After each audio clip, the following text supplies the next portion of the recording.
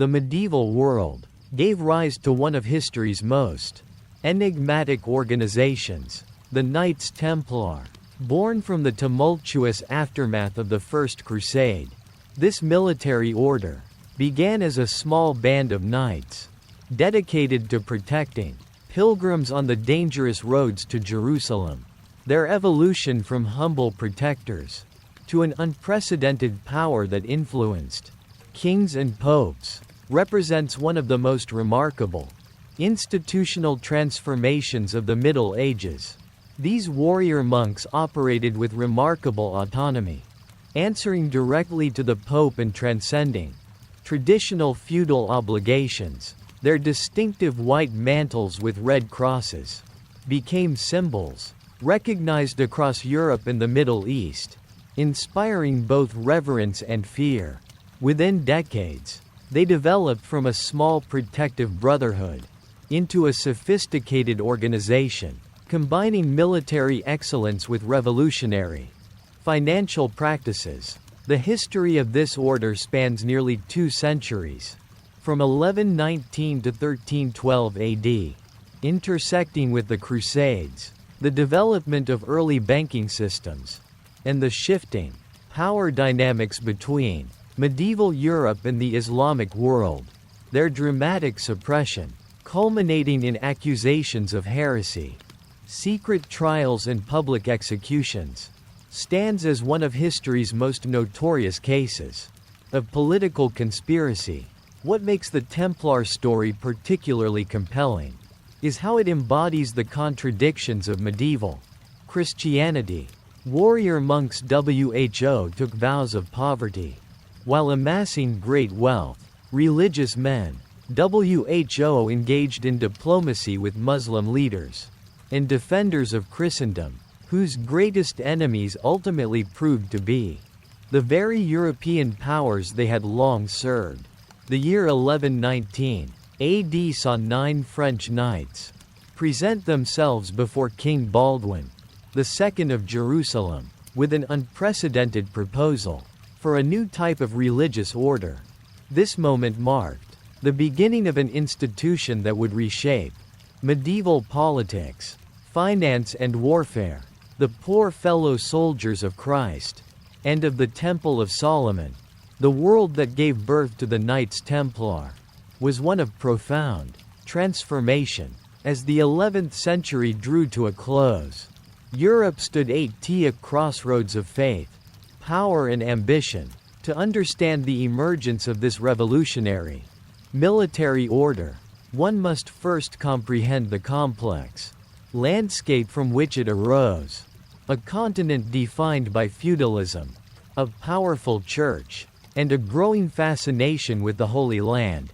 Medieval European society operated under the feudal system, a hierarchical structure binding individuals through mutual obligations of service and protection.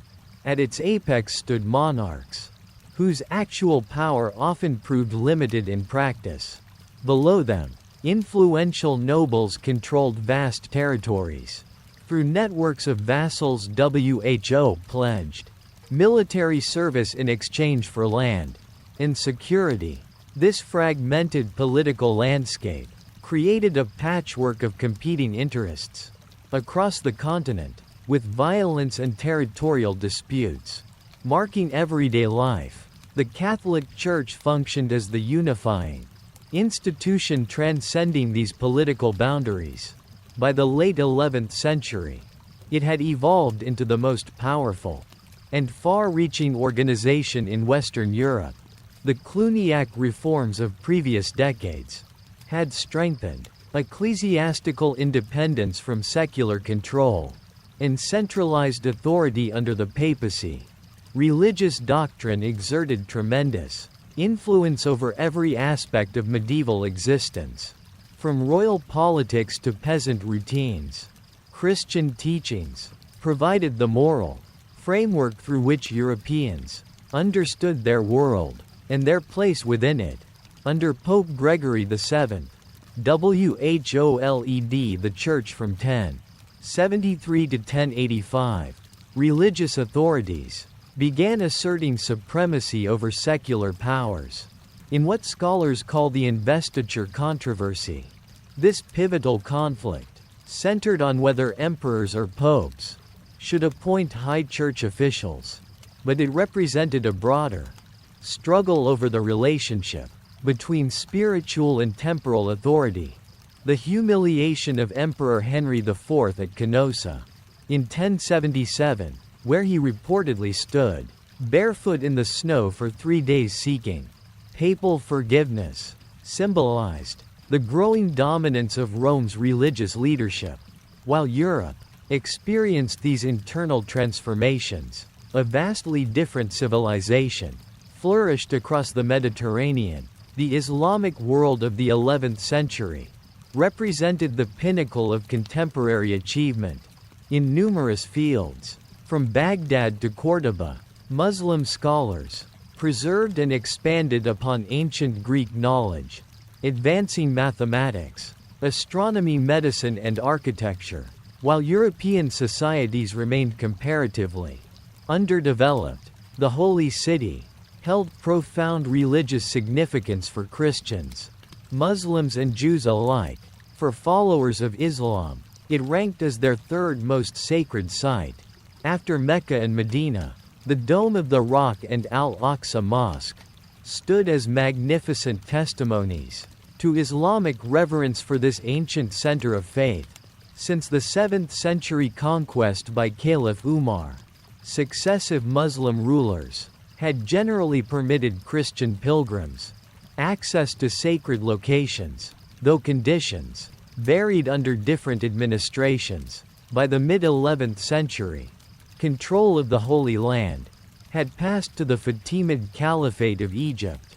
However, regional stability deteriorated as the Seljuk Turks, recent converts to Islam, expanded their territory through military conquest. Their victory over Byzantine forces at Manzikert in 1071 dealt a devastating blow to the Eastern Roman Empire, and dramatically altered the balance of power throughout the region. The Seljuk advance threatened established pilgrimage routes and intensified Western concern about access to sacred sites. For centuries, European Christians had undertaken arduous journeys to Palestine as acts of profound devotion. These pilgrimages represented both spiritual quests and forms of penance, with many believing that prayers offered at sacred locations provided special grace and forgiveness of sins. By the late 11th century, these religious journeys had grown increasingly perilous. Travelers faced not only natural hazards, disease, starvation, harsh weather, but also the constant threat of bandit attacks, particularly dangerous for vulnerable pilgrims carrying valuable offerings for holy shrines. Reports of mistreatment of Christian pilgrims, whether exaggerated or accurate, circulated throughout Europe. These accounts found a receptive audience in a continent already experiencing religious revival and heightened interest in expressions of piety. The concept of armed pilgrimage, combining devotional practice with military action, began to take shape in the European consciousness. Against this backdrop, Byzantine Emperor Alexios I Komnenos sent envoys to Pope Urban II, requesting military assistance against the Seljuk Turks. While primarily concerned with reclaiming lost Byzantine territory, this appeal provided the catalyst for a much larger movement. At the Council of Clermont in November 1095, the Pope delivered a speech that would alter the course of history. Urban's address masterfully blended religious fervor with political calculation. He called upon Christian warriors to cease fighting among themselves and instead direct their martial energies toward reclaiming the Holy City. Deus vult, God wills. It became the rallying cry, as thousands took up the cross, sewing it onto their garments, as a symbol of their sacred vow to liberate Christ's birthplace. The pontiff offered significant spiritual incentives for participation, a plenary indulgence promising remission of all temporal punishment for sin. For medieval Christians, deeply concerned with salvation, this spiritual reward provided powerful motivation. Additionally, the Eastern expedition offered second sons of nobility, those unlikely to inherit family estates, an opportunity for wealth, territory and glory in distant lands. What followed was the First Crusade, an unprecedented military campaign, beginning in 1096, that mobilized tens of thousands across Western Europe. After the disastrous People's Crusade, led by Peter the Hermit, ended in massacre, the main Crusader armies, comprised primarily of French and Norman knights, departed in August of that year. Against considerable odds, these forces captured Antioch in June 1098, after a grueling siege, and finally reached their ultimate destination. In June 1099, the siege lasted just over a month, before the walls were breached on July 15, 1099. What followed remains one of the darkest chapters in Crusader history. A brutal massacre of Muslim and Jewish inhabitants that shocked even contemporary chroniclers. Raymond of Aguilera, an eyewitness, described Christian warriors wading ankle-deep in blood at the Temple Mount. While likely embellished, such accounts reflect the extreme violence that accompanied the conquest. With their objective secured, the victorious forces established the Kingdom of Jerusalem and several other Crusader states, collectively known as Outremer, the land beyond the sea. Godfrey of Bouillon became the first ruler of the newly won territory, taking the humble title Defender of the Holy Sepulchre rather than king. After his death in 1100, his brother Baldwin I accepted the crown, beginning a dynasty that would govern the sacred city for nearly 9 decades. This remarkable victory, however, created substantial challenges. Most Crusaders returned to Europe after fulfilling their religious vows, leaving the newly established Christian states severely undermanned. The remaining European population, a minority ruling over a predominantly Muslim populace, controlled only major urban centers and strategic routes, not the surrounding countryside. Their survival depended on maintaining secure connections to Europe for reinforcements, supplies and new settlers. This tenuous situation made travel between coastal ports and inland holy sites exceedingly hazardous. Local hostile forces continued to control much of the surrounding territory, while bandits specifically targeted religious travelers. Along these vulnerable pathways, Christian pilgrims, having already endured arduous journeys across land and sea, frequently became victims of violence before reaching their sacred destinations. It was amid these perilous conditions that a French knight named Hugues de Payens conceived a radical solution, a religious order dedicated specifically to armed protection of pilgrims.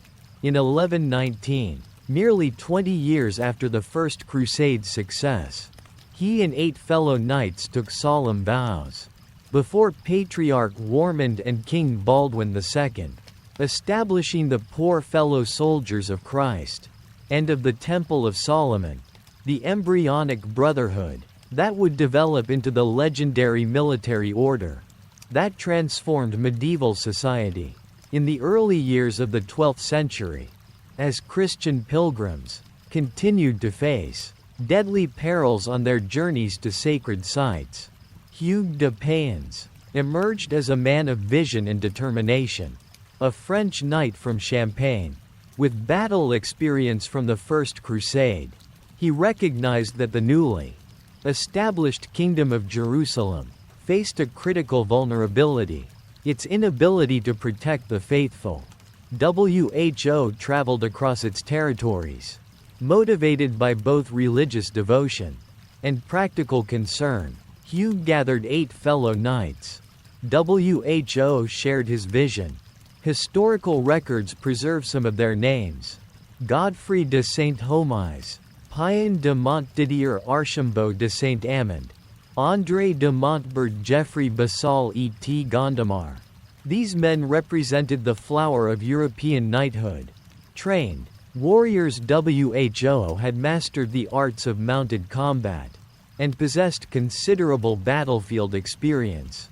What distinguished their enterprise from typical knightly endeavors was its spiritual dimension. In a solemn ceremony before King Baldwin II and Patriarch Warmond, these 9 knights took monastic vows of poverty, chastity and obedience, an unprecedented combination of religious dedication and martial prowess. They pledged themselves to a mission unlike any previously conceived: armed protection of vulnerable pilgrims traveling the dangerous roads between the coastal port of Jaffa and the inland holy sites. Their timing proved fortunate. King Baldwin II recognized the potential value of such a dedicated protective force. The young kingdom faced constant threats from surrounding Muslim territories, and its limited military resources were stretched thin. Defending urban centers and strategic fortifications, a mobile force, specifically tasked with securing travel routes, addressed a critical need that royal forces could not adequately meet. In a gesture that would prove historically significant, Baldwin granted the nascent Brotherhood quarters on the Temple Mount, in a wing of his royal palace, adjacent to the Al-Aqsa Mosque. This location held profound symbolic importance. Built upon the ruins of what Christians believed to be Solomon's temple, it represented the spiritual heart of the Holy City. The Knights adopted their name from this prestigious headquarters, the Poor Fellow Soldiers of Christ, and of the Temple of Solomon. The choice of the Temple Mount as their base carried multiple layers of meaning. In practical terms, it provided a strategic location from which to organize their patrols. Symbolically, it connected the order to biblical traditions of sacred guardianship. Some scholars suggest that the founders may have been influenced by stories of the ancient Levites. Who guarded Solomon's original temple. This connection to sacred history would become an important element of the order's identity and mystique. Despite royal support, the Brotherhood initially operated with extremely limited resources. Contemporary accounts describe them as so impoverished that 2 knights would share a single horse, an image later immortalized in their famous seal, depicting 2 mounted men on one steed. Their early equipment consisted of donated garments and weapons, and they relied on charitable contributions for sustenance. This genuine poverty aligned with their monastic vows and distinguished them from the often ostentatious display of secular knighthood. Their daily activities focused on armed escorts for pilgrim groups along the most dangerous stretches of road, particularly the route from the coastal landing at Jaffa through the bandit-infested hills to sacred destinations. Using techniques developed during the Crusade, they organized travelers into protected convoys, positioned armed knights at front and rear, and maintained vigilant watch for ambush attempts. Contemporary accounts credit them with immediately reducing pilgrim casualties through these systematic protective measures. For nearly a decade, the Brotherhood operated in this humble capacity, gradually building a reputation for discipline, effectiveness and religious dedication. Yet despite their practical success, they faced skepticism from both religious and secular quarters. The concept of warrior monks represented a contradiction to many medieval minds. Traditional monastic orders emphasized peace, humility and separation from worldly affairs, while knightly values celebrated martial prowess, honor and secular glory. By combining these seemingly incompatible ideals, the Temple Knights challenged established social categories. The European religious establishment expressed particular concern about armed monks. How could men who shed blood even in righteous cause fulfill the spiritual ideals of monastic life? This theological question required resolution. Before the Brotherhood could gain wider acceptance and support, their unusual status also raised practical questions of governance and accountability. As knights, should they answer to secular authorities? As monks, did they fall under church jurisdiction? Their unique position between these worlds created administrative ambiguities that troubled both royal and ecclesiastical officials. Despite these conceptual challenges, the practical value of their service generated growing support. Additional knights, inspired by their example, sought to join their ranks. Pilgrims who had benefited from their protection spread word of their effectiveness. Throughout Christendom, their distinctive appearance, initially distinguished only by simple white mantles, symbolizing their purity of purpose, became recognized along the roads of the Holy Land. News of this innovative order eventually reached influential ears in Europe, particularly those of Bernard Abbot of Clairvaux, a nephew of one of the founding knights, André de Montbert. Bernard possessed unparalleled moral authority. As the leading religious figure of his age, his intellectual brilliance and reputation for holiness made him the perfect advocate for the fledgling Brotherhood. Though initially skeptical of the concept of warrior monks, Bernard came to recognize their potential as a force for righteous protection. Hugues de Payens recognized that for his order to expand its mission, it needed formal recognition from the highest authorities of Western Christendom. Around 1127, nearly a decade after the order's founding, he led a small delegation to Europe, seeking papal approval and additional recruits. This journey would transform the modest Brotherhood into something far more significant than its founders likely envisioned. The timing of this European mission coincided with mounting concerns about the security of the Crusader states. Military setbacks had highlighted the precarious position of Christian territories in the East, generating renewed interest in supporting their defense. Hugues skillfully presented his order as part of the solution to this pressing problem. Dedicated warriors, WHO combined religious discipline with military effectiveness. Traveling through France, England, Scotland, and Flanders, Hugues attracted significant attention from nobility, impressed by the order's mission. His most important audience came at the Council of Troyes in January 1129, where an assembly of ecclesiastical authorities gathered to consider the Brotherhood's status. Here, with Bernard of Clairvaux's powerful advocacy, the poor fellow soldiers received formal recognition from the Church.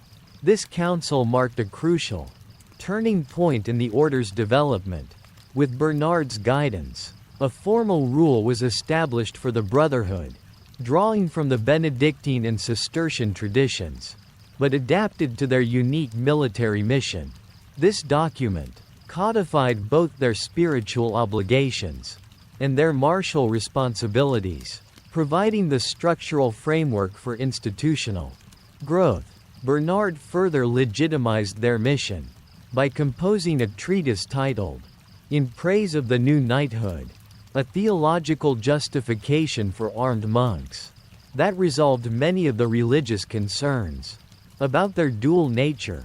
The rule established a clear organizational hierarchy, with the Grand Master at its head, supported by various officers, including the Seneschal Marshal and Draper. It prescribed daily religious observances, alongside military training, creating a structured life that balanced spiritual and martial duties. It also established strict behavioral codes. Knights were forbidden from hunting for sport, gambling or engaging with women, even female relatives. Their appearance was regulated, down to the length of their hair and beards, creating a distinctly austere image that visually separated them from secular knights. Following this official recognition, Pope Honorius II placed the order directly under papal authority, exempting them from obligations to local bishops and secular rulers. This extraordinary autonomy would prove crucial to their future development, allowing them to operate across political boundaries. As an international organization, answerable only to Rome, the white mantle that had been their simple identifier now received an official distinction, a red cross added by Pope Eugenius III, as a symbol of martyrdom.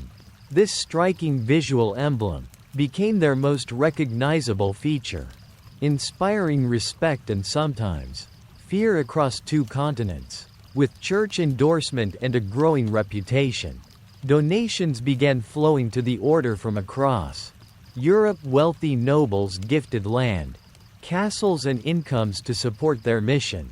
Young knights, particularly younger sons, without inheritance prospects, sought membership in increasing numbers. What had begun as 9 knights sharing horses had transformed, within a single decade, into an internationally recognized institution, with exponentially growing resources. As the Brothers of the Temple returned to the Holy Land, following their European mission, they bear with them not only new recruits and material wealth, but also a transformed identity.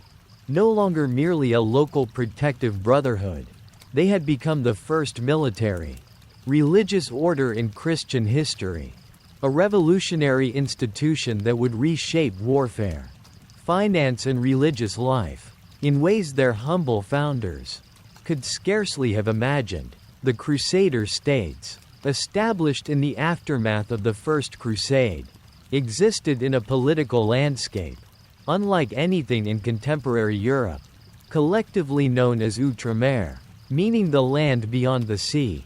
These Christian territories, carved from Muslim-controlled regions, represented a unique experiment in medieval governance. To understand the rise of the Templar order, one must comprehend the complex political environment in which they operated. Foremost among these states stood the Kingdom of Jerusalem, stretching from the Mediterranean coast to the Jordan River. Surrounding it were the county of Tripoli, the Principality of Antioch and the county of Edessa, each with its own ruler laws and strategic concerns. These territories formed a narrow, coastal strip of Christian governance, surrounded by powerful Muslim states on nearly all sides. The political foundation of these Crusader states rested on an uneasy transplantation of European feudalism onto Middle Eastern soil. Baldwin I, crowned as Jerusalem's first king, established a feudal hierarchy, with European nobles granted fiefs in exchange for military service. Yet this system faced immediate challenges in the Middle Eastern context. The shortage of European settlers meant that local administration often relied on indigenous Christian and Muslim officials. Unlike Europe's relatively stable boundaries, frontiers in Outremer remained fluid, with territories changing hands, frequently through conquest or treaty. The Kingdom of Jerusalem developed distinctive political institutions, reflecting its unique circumstances. The High Court, composed of major feudal lords, both advised the monarch and limited royal authority. Unlike European kingdoms, where hereditary succession was the norm, Jerusalem's crown was technically elective, though typically passing within the same dynasty. When male heirs were lacking, women could and did inherit the throne, a practice more common in Outremer than in Europe. This created complex scenarios where queens, regnant or their consorts wielded power, sometimes leading to succession disputes that weakened the kingdom at critical moments. Templar knights entered this intricate political web as both participants and independent actors. Their relationship with successive kings of Jerusalem evolved considerably over time. During the earliest years under Baldwin II, WHO had granted them their headquarters on Temple Mount. The Brotherhood enjoyed royal favor and protection, while they established their mission, their primary function securing roads for pilgrims, aligned perfectly with royal interests in maintaining safe passage throughout the realm. As their wealth and military capacity grew, the Templar Order gradually assumed broader responsibilities within the kingdom's defense structure. By mid-century, they had begun constructing and garrisoning strategic castles along vulnerable frontiers. This development transformed them from a supplementary security force into essential military infrastructure. Kings increasingly relied on Templar strongholds to extend royal authority into regions where direct crown control remained tenuous. The political position of the military orders grew more complex during the reign of King Fulk, former Count of Anjou. WHO ruled Jerusalem through his marriage to Queen Melisande. As a newcomer to Outremer politics, Fulk sought reliable allies among the nobility. The Templars, with their growing international prestige and direct papal connection, offered a valuable counterbalance to entrenched local interests that sometimes challenged royal authority. However, this relationship contained inherent tensions. The Templars' exemption from royal taxation and their direct accountability to the Pope created a quasi-independent power center within the kingdom's borders. When royal and Templar interests aligned, this arrangement strengthened the realm. When they diverged, it created friction that undermined unified action against external threats. Beyond Jerusalem, the Brotherhood established political relationships throughout the other Crusader states. In the county of Tripoli, they received extensive land grants from Count Raymond II, including strategic mountain passes, controlling access to the interior. In Antioch, they maintained a more cautious relationship with princes often entangled in Byzantine politics. Their presence in northernmost Edessa remained limited until that county's fall to Muslim forces, a catastrophe that highlighted the vulnerability of isolated Christian territories. The political complexity of Outremer extended beyond its internal Christian governance to relations with neighboring Muslim powers. Contrary to popular conceptions of constant religious warfare, diplomatic engagement and negotiated coexistence characterized many periods. Trade connections remained vital to economic survival, creating interdependencies that sometimes transcended religious divisions. Treaties establishing temporary truces or defining spheres of influence were common diplomatic tools, with the Templars occasionally serving as intermediaries in these negotiations.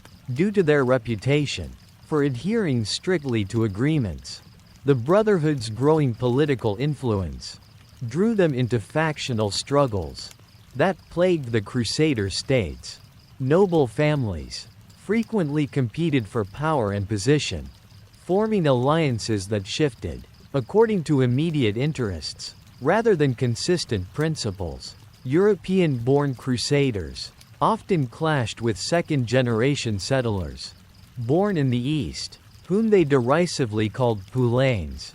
These locally born Franks had developed different perspectives on coexistence with Muslim neighbors, sometimes advocating accommodation policies that newcomers viewed as compromising Christian interests.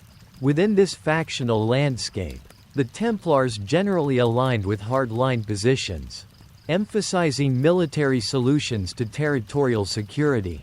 Their perspective stemmed from practical experience, protecting vulnerable travelers against raiders. Who exploited any weakness in defense. This stance sometimes placed them at odds with rulers, seeking diplomatic arrangements to compensate for chronic military shortages. Relations between the military orders themselves added another layer of political complexity. The Hospitallers, originally founded as a medical organization caring for pilgrims, had evolved their own military branch, partly in response to Templar success. Though serving complementary functions, the two orders developed an intense rivalry for donations, recruits and influence. This competition occasionally erupted into open conflict, requiring royal or papal intervention to restore cooperation. The political landscape shifted dramatically. Following the disastrous Battle of Hattin and subsequent fall of Jerusalem to Saladin's forces, with the kingdom's capital lost and its territory reduced to a few coastal cities, political authority fragmented further. In this crisis atmosphere, the military orders, with their independent financing and international recruitment networks, gained even greater influence relative to weakened secular rulers. Throughout these political evolutions, the Templars faced a fundamental challenge, balancing their specific spiritual mission with pragmatic engagement in worldly politics. Their rule committed them to protecting Christian interests in the Holy Land, yet effective protection required political maneuvering that sometimes compromised monastic ideals. Individual Grand Masters navigated this tension differently, some maintaining strict independence from political entanglements, others becoming deeply involved in the governance of Outremer. By the latter half of the 12th century, the order had become indispensable to the political survival of the Crusader states. Their castles formed the backbone of territorial defense. Their financial resources supported struggling royal treasuries. Their diplomatic connections facilitated external alliances. Yet this very indispensability created growing resentment among some secular authorities. Who found their own power increasingly constrained by Templar influence. The complicated politics of Outremer shaped the Templar order as much as the order shaped the region's politics. From humble beginnings as road guardians, they had evolved into sophisticated political actors, balancing multiple roles: military defenders, financial power brokers, and representatives of papal interests in the East. This political evolution laid the groundwork for their subsequent rise to international prominence, while also sowing seeds of the tensions that would eventually contribute to their downfall. The transformation of a small brotherhood of protective knights into a powerful international order required more than just papal recognition. It demanded a comprehensive framework governing every aspect of members' lives, from prayer schedules to battlefield conduct. This framework came in the form of the Templar Rule, a remarkable document that blended monastic discipline with military necessity. The rule's creation at the Council of Troyes marked a watershed moment in the order's development. Bernard of Clairvaux, the most influential religious figure of his age, played a central role in its formulation. His treatise in praise of the new knighthood provided the theological foundation necessary for this revolutionary concept. In these writings, Bernard distinguished the Templars from secular knights, whom he criticized for vanity, ostentation and fighting for personal glory. The Templars by contrast represented a new ideal. Men who fought not for worldly recognition, but for the protection of the innocent. In defense of Christendom, the Knight Who protects his soul with the armor of faith, as he covers his body with an armor of steel. Wrote Bernard, he is truly fearless and safe on either count, having his body protected by armor of steel, and his soul by armor of faith. He fears neither demons nor men. This powerful endorsement from such a revered figure silenced many critics. WHO had questioned whether warfare and monastic life could coexist. The original Latin rule consisted of 72 articles, establishing the spiritual and organizational foundation of the order. Over subsequent decades, it expanded significantly, with additional sections addressing specific situations and adding nuance to its regulations. The document covered everything from daily prayer requirements to proper horseback riding techniques, creating a comprehensive guide for Templar life.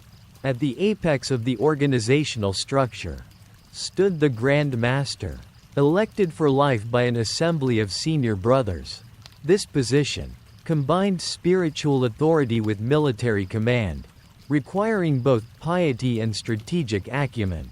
The Grand Master presided over the central governing body, known as the chapter, where major decisions affecting the entire order were made collaboratively, with input from senior members.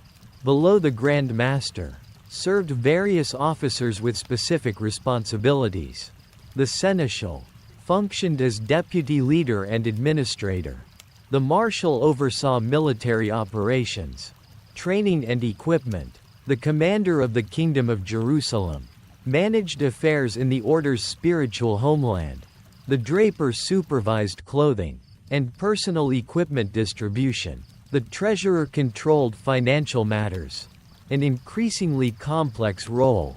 As the order's wealth grew, each regional division, called a commandery, had its own leadership hierarchy, reporting ultimately to the Grand Master. This sophisticated administrative structure enabled effective management across vast geographical distances. At a time when communication typically moved at the speed of horseback, while the Grand Master maintained ultimate authority. Practical necessity required substantial autonomy for regional commanders. WHO might wait months for instructions from headquarters. Beyond organizational structure, the rule established a distinct class system within the order. Full Knight Brothers, WHO came exclusively from noble backgrounds, formed the elite military corps. Sergeant Brothers, drawn from non-noble origins, served in supporting combat roles, and managed many administrative functions. Chaplain Brothers, ordained priests, attended to the spiritual needs of members. Serving Brothers handled essential services, from blacksmithing to cooking. This hierarchical arrangement reflected medieval social divisions, while creating a functional system where each member understood his specific responsibilities. Daily life under the rule followed a disciplined schedule, balancing religious observance with military duties. Brothers rose before dawn for prayers, attended multiple religious services throughout the day, and maintained regular periods of silence. Between these spiritual obligations, knights trained in combat techniques, cared for horses and equipment, and performed assigned duties. This rigorous routine created the disciplined force that distinguished Templar knights on the battlefield. The religious aspects of the rule drew heavily from Cistercian practices, reflecting Bernard's influence. Mandatory attendance at canonical hours, regular prayer times, spread throughout the day and night, maintained the monastic character of the order. Even during military campaigns, when separated from their communities by military duty, brothers were expected to replace missed services with recitations of the Lord's Prayer, vows of personal poverty, chastity, and obedience formed the cornerstone of Templar spiritual life. Unlike traditional monks, however, the order itself could and did accumulate substantial wealth for its institutional mission. Individual members renounced all personal possessions upon joining. A knight could own neither money nor property, and received standardized clothing and equipment from the order's stores. Even receiving gifts without permission from superiors constituted a serious violation of the rule. The vow of chastity extended beyond sexual abstinence to encompass broader concepts of moral purity. Knights were forbidden from kissing any woman, including mothers and sisters. They could not be alone with females, share water for hand-washing with them, or even accept personal care from them when ill. These strict prohibitions aimed to eliminate temptations and maintain the Brotherhood's spiritual focus. Obedience constituted perhaps the most critical vow for a military order. On the battlefield, hesitation or independent action could prove fatal to an entire unit. The rule demanded immediate compliance with orders from superiors, creating the disciplined force that made Templar units exceptionally effective in combat.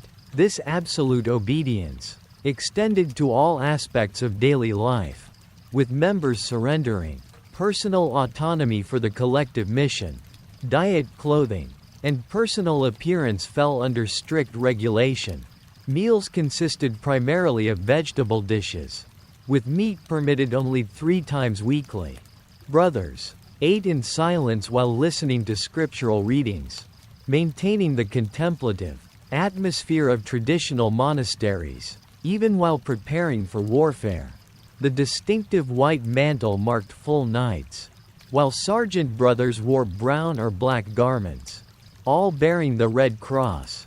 After papal authorization of this symbol, personal grooming requirements reflected both practical military considerations and spiritual symbolism. Regular haircuts prevented long hair from hampering vision in battle, while neatly trimmed beards distinguished the brothers from fashionable, secular knights. WHO often went clean-shaven. These regulations created a visually distinctive force, immediately recognizable on medieval battlefields. Discipline within the order relied on a graduated system of penances. For infractions, minor violations might result in temporary meal restrictions or additional prayers. Moderate offenses could lead to flogging or isolation from the community. The most serious transgressions, especially those threatening the order's reputation or mission, resulted in expulsion, effectively ending a knight's career and identity. The rule addressed battlefield conduct in considerable detail, balancing strategic flexibility with ethical constraints. Knights received strict instructions never to retreat unless outnumbered by at least 3 to 1, establishing the fearsome reputation for standing firm that made them valuable in Crusader armies. Discipline in combat formation was paramount.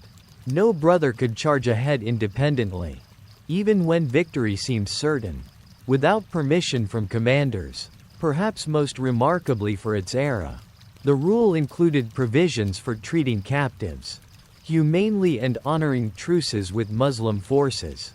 While committed to defending Christian territories, the order recognized practical necessities of coexistence in frontier regions.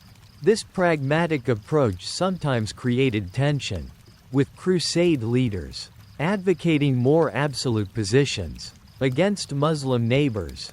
As the order expanded geographically, the rule adapted to diverse conditions across Europe and the Near East. European commanderies, far from battlefield pressures, emphasized economic productivity and recruitment.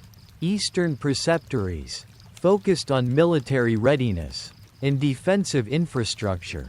This flexibility allowed the order to maintain its essential character, while adjusting to regional circumstances. The Templar rule's comprehensive nature made it a revolutionary document in medieval institutional history. By successfully integrating seemingly contradictory vocations, monk and warrior, it created a new model that other military orders would emulate. The Hospitallers developed their own military branch with similar regulations, while the Teutonic Knights adopted many Templar organizational structures. Beyond its immediate application, the rule reflected deeper currents in medieval religious thought. Its emphasis on purposeful action, rather than contemplative withdrawal, aligned with broader reforms, emphasizing practical Christianity, engaged with worldly problems. The Templar Knight, fighting for righteous cause, rather than personal glory, embodied an ideal of sanctified violence that helped reconcile Christian teachings with the violent realities of medieval society. For nearly 2 centuries, this remarkable document guided one of history's most distinctive organizations. Its balance of spiritual discipline with military effectiveness created the foundation for the Templars' rise to unprecedented power and influence across medieval Europe and the Near East. Through careful regulation of every aspect of members' lives, the rule transformed individual knights into components of an institutional juggernaut that would reshape medieval history. Following their official recognition at the Council of Troyes, the Templar Order experienced a period of extraordinary expansion that transformed them from a small, protective brotherhood into one of the most powerful institutions in medieval Europe. This remarkable ascent rested on several interconnected factors: strategic land acquisition, military innovation, royal patronage, and an organizational structure that transcended political boundaries. Throughout Europe, noble families competed to support the order with generous donations, whether motivated by genuine religious devotion or seeking spiritual merit to offset worldly sins. Lords across the continent gifted extensive properties to the Brotherhood. A typical charter from this period reads, "I, Count Raymond, grant to God and the Knights of the Temple the castle of Barbara with all its lands and rights, for the salvation of my soul and those of my parents." Thousands of similar bequests accumulated rapidly, creating a vast network of Templar holdings, stretching from Scotland to the Mediterranean. These properties took various forms, reflecting the diverse economies of medieval Europe. Agricultural estates provided sustainable income through rents and produce. Urban buildings in growing commercial centers generated steady revenue streams. Carefully situated castles controlled important trade routes and reinforced the order's military presence.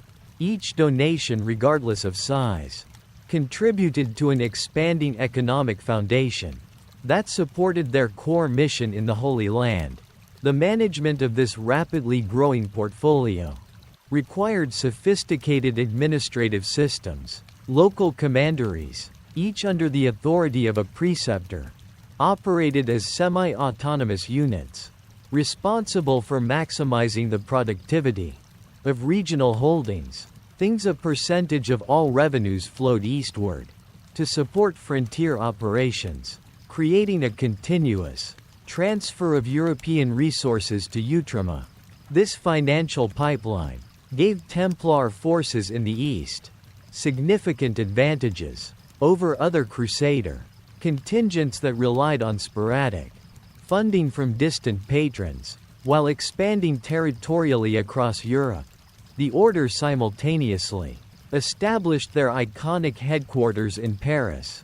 The Temple, this fortified complex, near the current site of Place de la République, served as their administrative center for Western operations. Its massive stone tower contained the Order's treasury, archives and central banking operations. Kings and nobles deposited valuables in its secure vaults. Recognizing the superior protection offered by this heavily guarded complex, the Paris Temple became so central to French governance that it frequently hosted royal councils and served as the treasury for the French monarchy. In England, their London headquarters, known as the New Temple, provided similar functions for English royalty.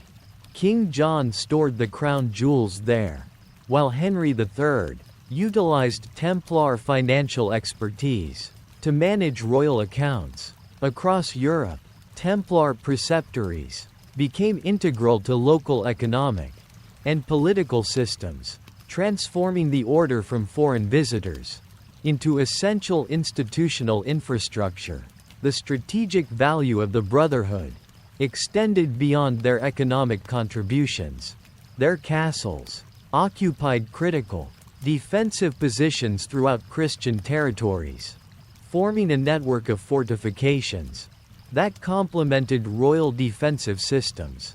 In the Holy Land, Templar strongholds like Chateau Pellehaut stood as imposing symbols of Christian military power, controlling key routes and providing secure bases for operations against hostile forces.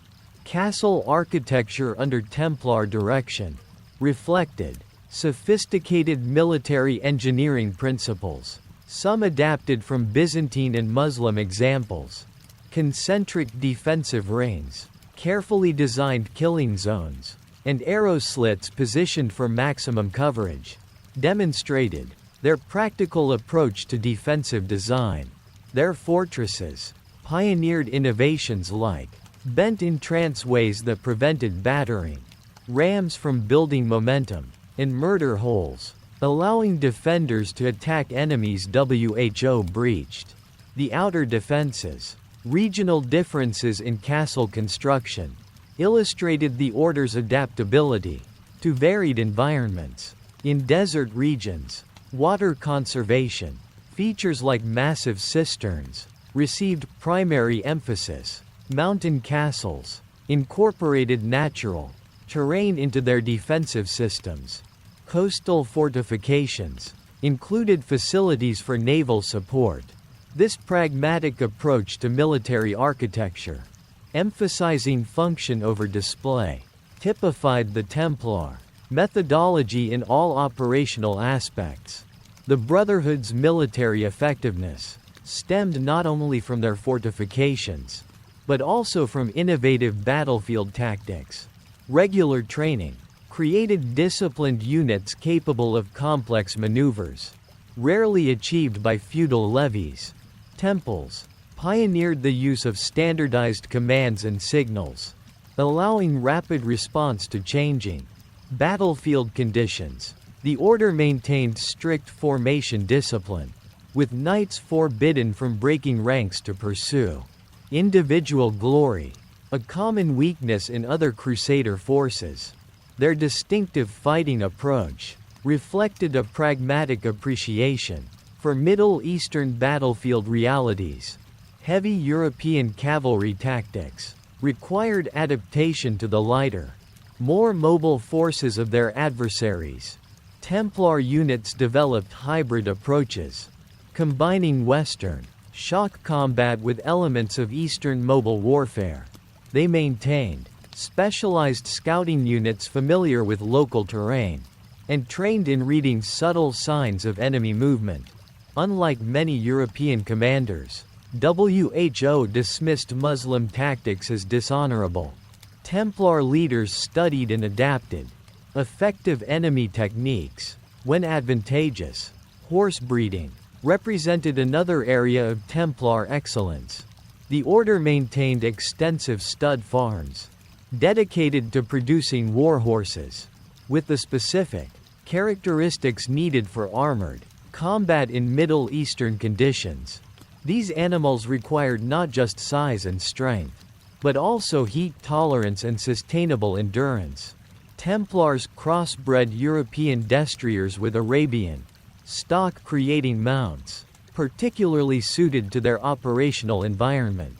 Their expertise became so renowned that European nobles sought Templar advice on improving their own breeding programs. The Second Crusade offered the first major opportunity for Templars to demonstrate their expanding capabilities. When European armies under Louis VII of France and Conrad III of Germany marched east, Templar contingents provided critical support services. Their knowledge of local conditions, superior logistics, and disciplined forces stood in stark contrast to the disorganized main Crusader armies. After the Crusades' failure, many blamed poor planning and leadership, rather than Templar contributions, enhancing, rather than diminishing the Order's reputation. Throughout subsequent decades, the Brotherhood continued, expanding their military involvement in defending the Crusader states. By the mid-12th century, they had grown from auxiliary escorts into an essential component of frontline defense. Their role in the Battle of Monte Cassino, where a significantly outnumbered Crusader force defeated Saladin's army, cemented their reputation for battlefield effectiveness. Contemporary chroniclers credited Templar discipline with maintaining formation cohesion at critical moments. During this improbable victory, their military evolution reflected the influential leadership of successive Grand Masters, particularly André de Montbard, the fifth to hold this office, uncle to Bernard of Clairvaux, and one of the Order's founding knights. André combined spiritual authority with practical military experience. During his leadership, the Brotherhood refined their distinctive combination of monastic discipline and martial effectiveness. His personal connections to prominent European nobles facilitated donations that significantly expanded their resource base. Under his guidance, the Order developed standardized training methods that transformed recruits from diverse backgrounds into a cohesive fighting force. Unlike haphazard training typical in feudal armies, Templar knights underwent systematic preparation, emphasizing specific skills required for their unique mission. Combat techniques, horsemanship and formation maneuvers received equal emphasis, alongside spiritual instruction, creating warriors whose battlefield discipline stemmed directly from religious commitment.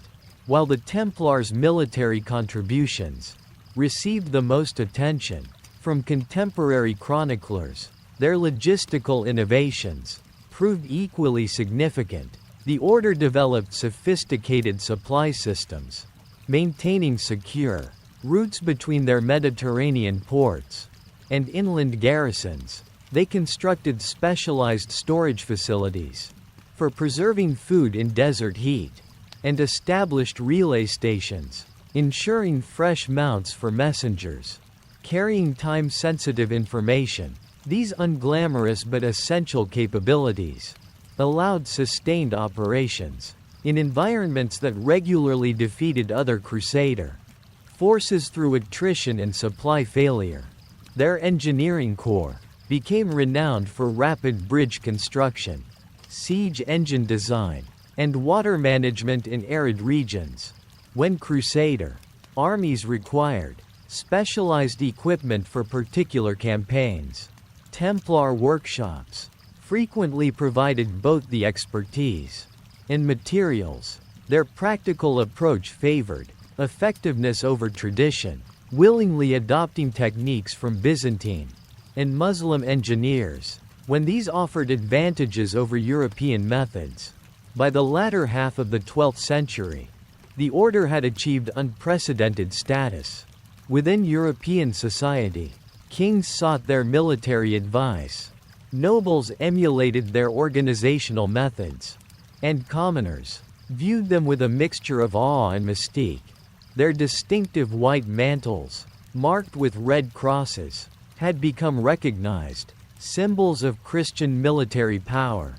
From Scotland to Syria, the humble brotherhood founded to protect pilgrims had evolved into an international institution, wielding influence at the highest levels of medieval society. This meteoric rise contained inherent contradictions that would eventually contribute to their downfall. The vast wealth necessary to support their military mission created tension with their nominal vow of poverty. Their exemption from episcopal authority and direct accountability only to the Pope generated friction with local church hierarchies.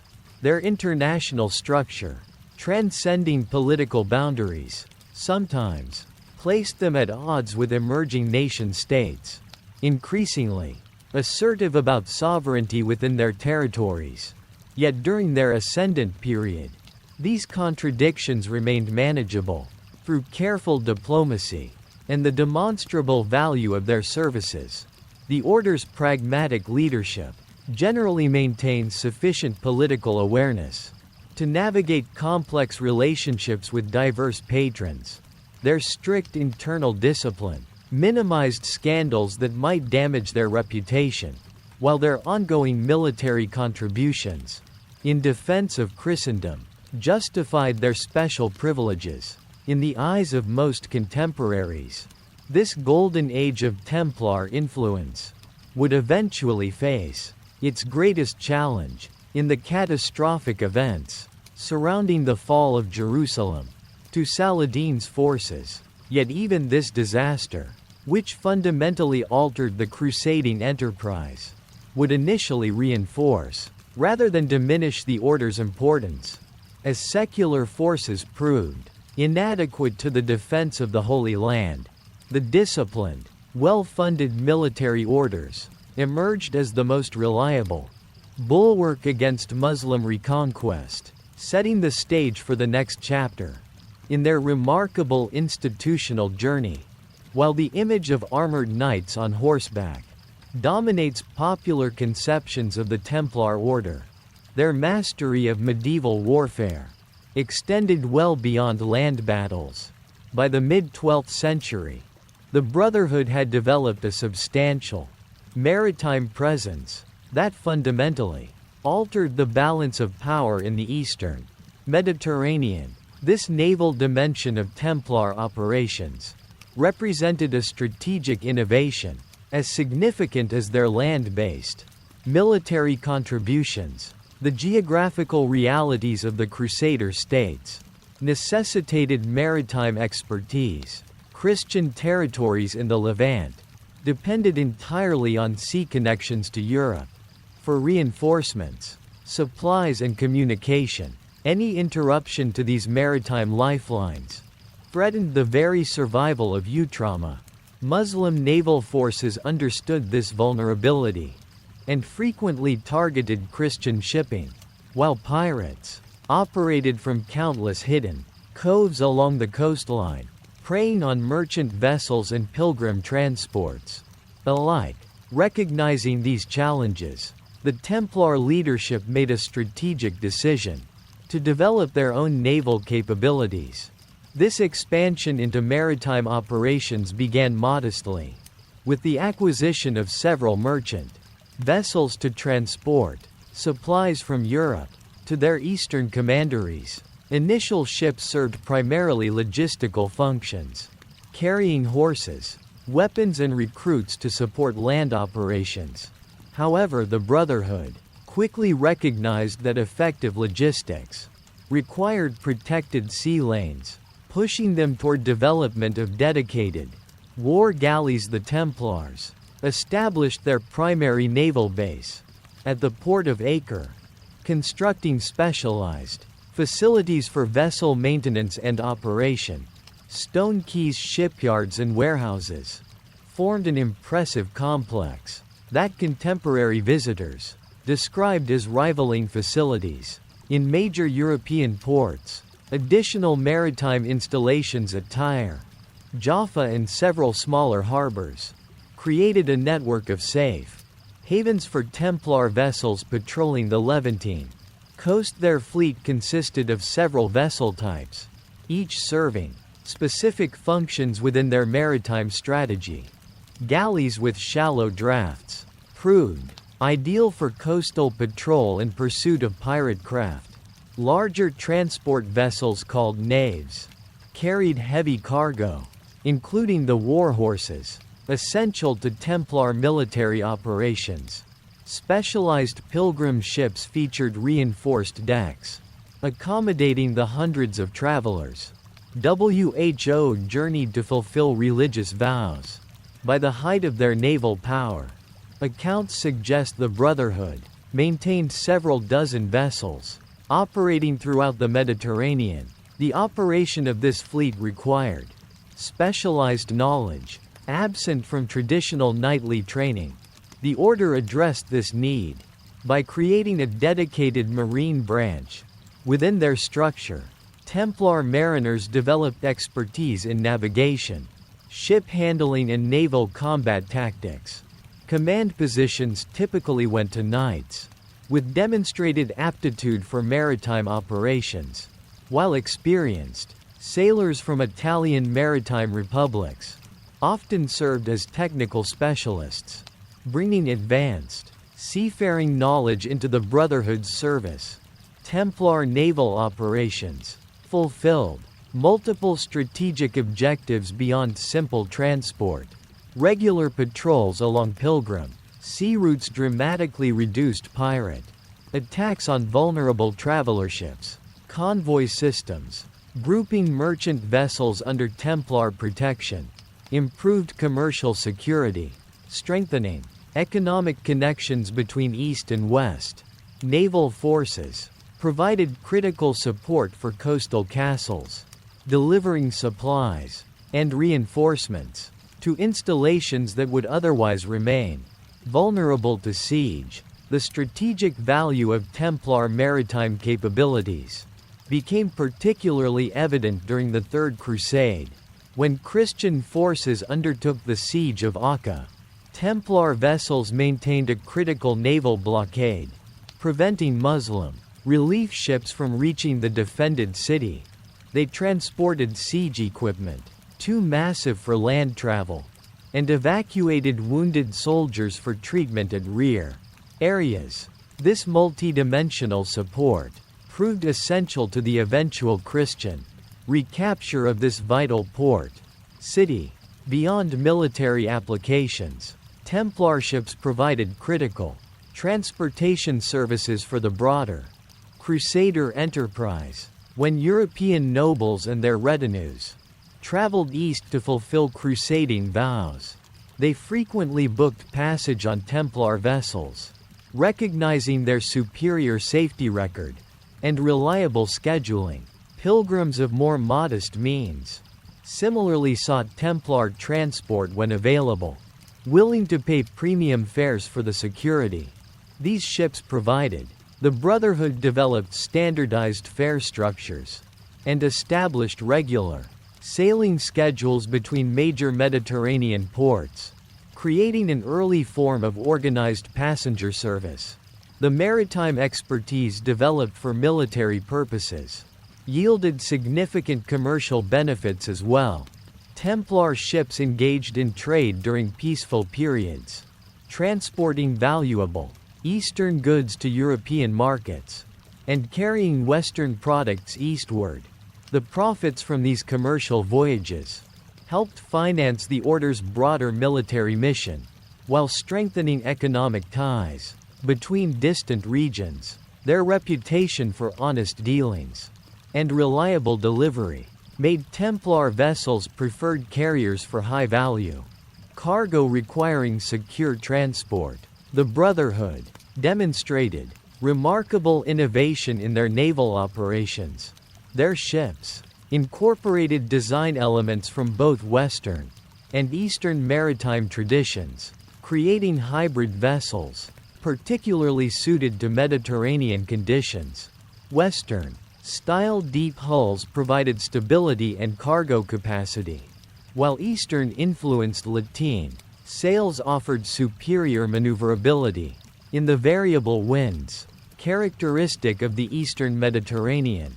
This pragmatic approach to naval architecture typified the Templar methodology of adopting effective techniques regardless of origin. Navigational practices similarly combined traditions from multiple seafaring cultures. Templar mariners utilized astronomical navigation techniques learned from Muslim sailors, alongside Western methods based on coastal landmarks and rudimentary charts. During nighttime operations, they employed signal lanterns, arranged in standardized patterns to maintain fleet cohesion, a system more advanced than contemporary European navies used. These technical innovations gave Templar vessels operational advantages that magnified their effectiveness.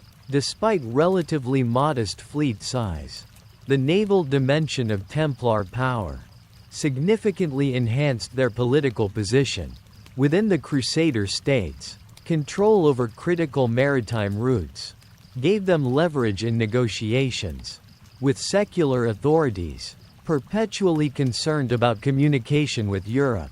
When political disputes arose between European powers operating in the East, Templar naval neutrality often provided the only reliable transport option for diplomats traveling to reconciliation conferences. This maritime power complemented their land-based military strength, creating a comprehensive security capability unmatched by any secular authority in Outremer. This naval expertise proved particularly valuable during periods of territorial setback, when inland areas fell to Muslim forces.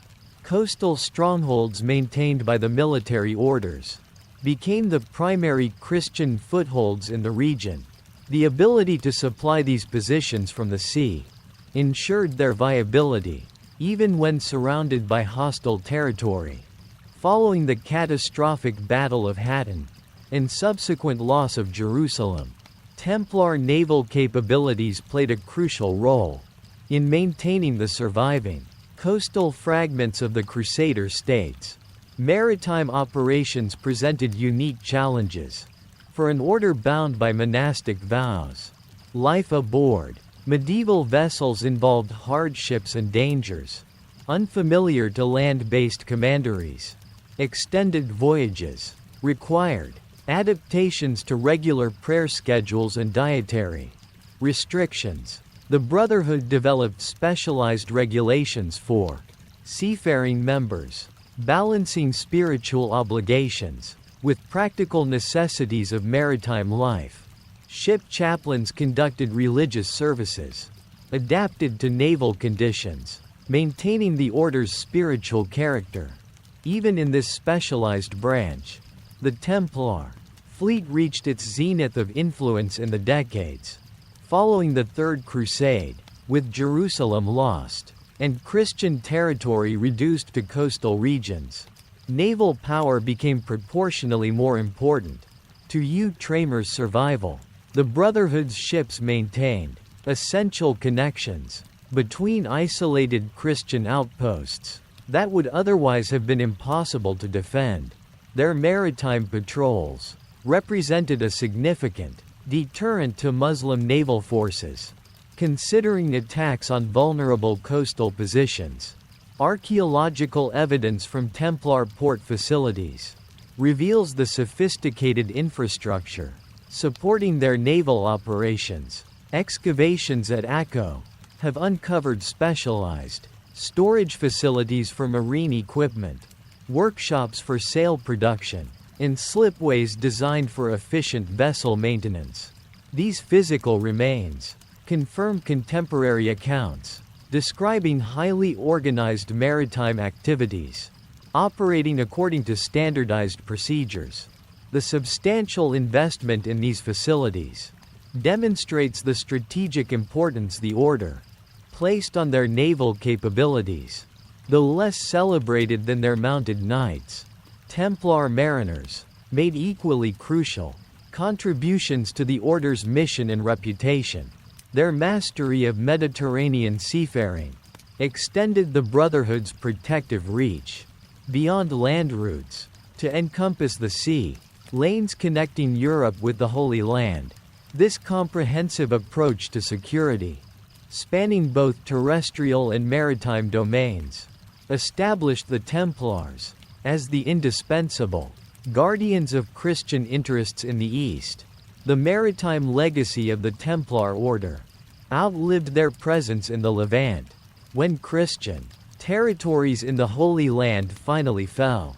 Elements of their naval expertise transferred to other maritime powers, particularly Portugal, where many Templar resources were absorbed by the successor Order of Christ. This Portuguese connection would later influence the Age of Exploration, with ships bearing the distinctive Cross of Christ, evolved from the Templar emblem, venturing into the Atlantic, under commanders trained in navigational techniques, descended from Templar practices, by developing effective naval capabilities, alongside their famous land forces.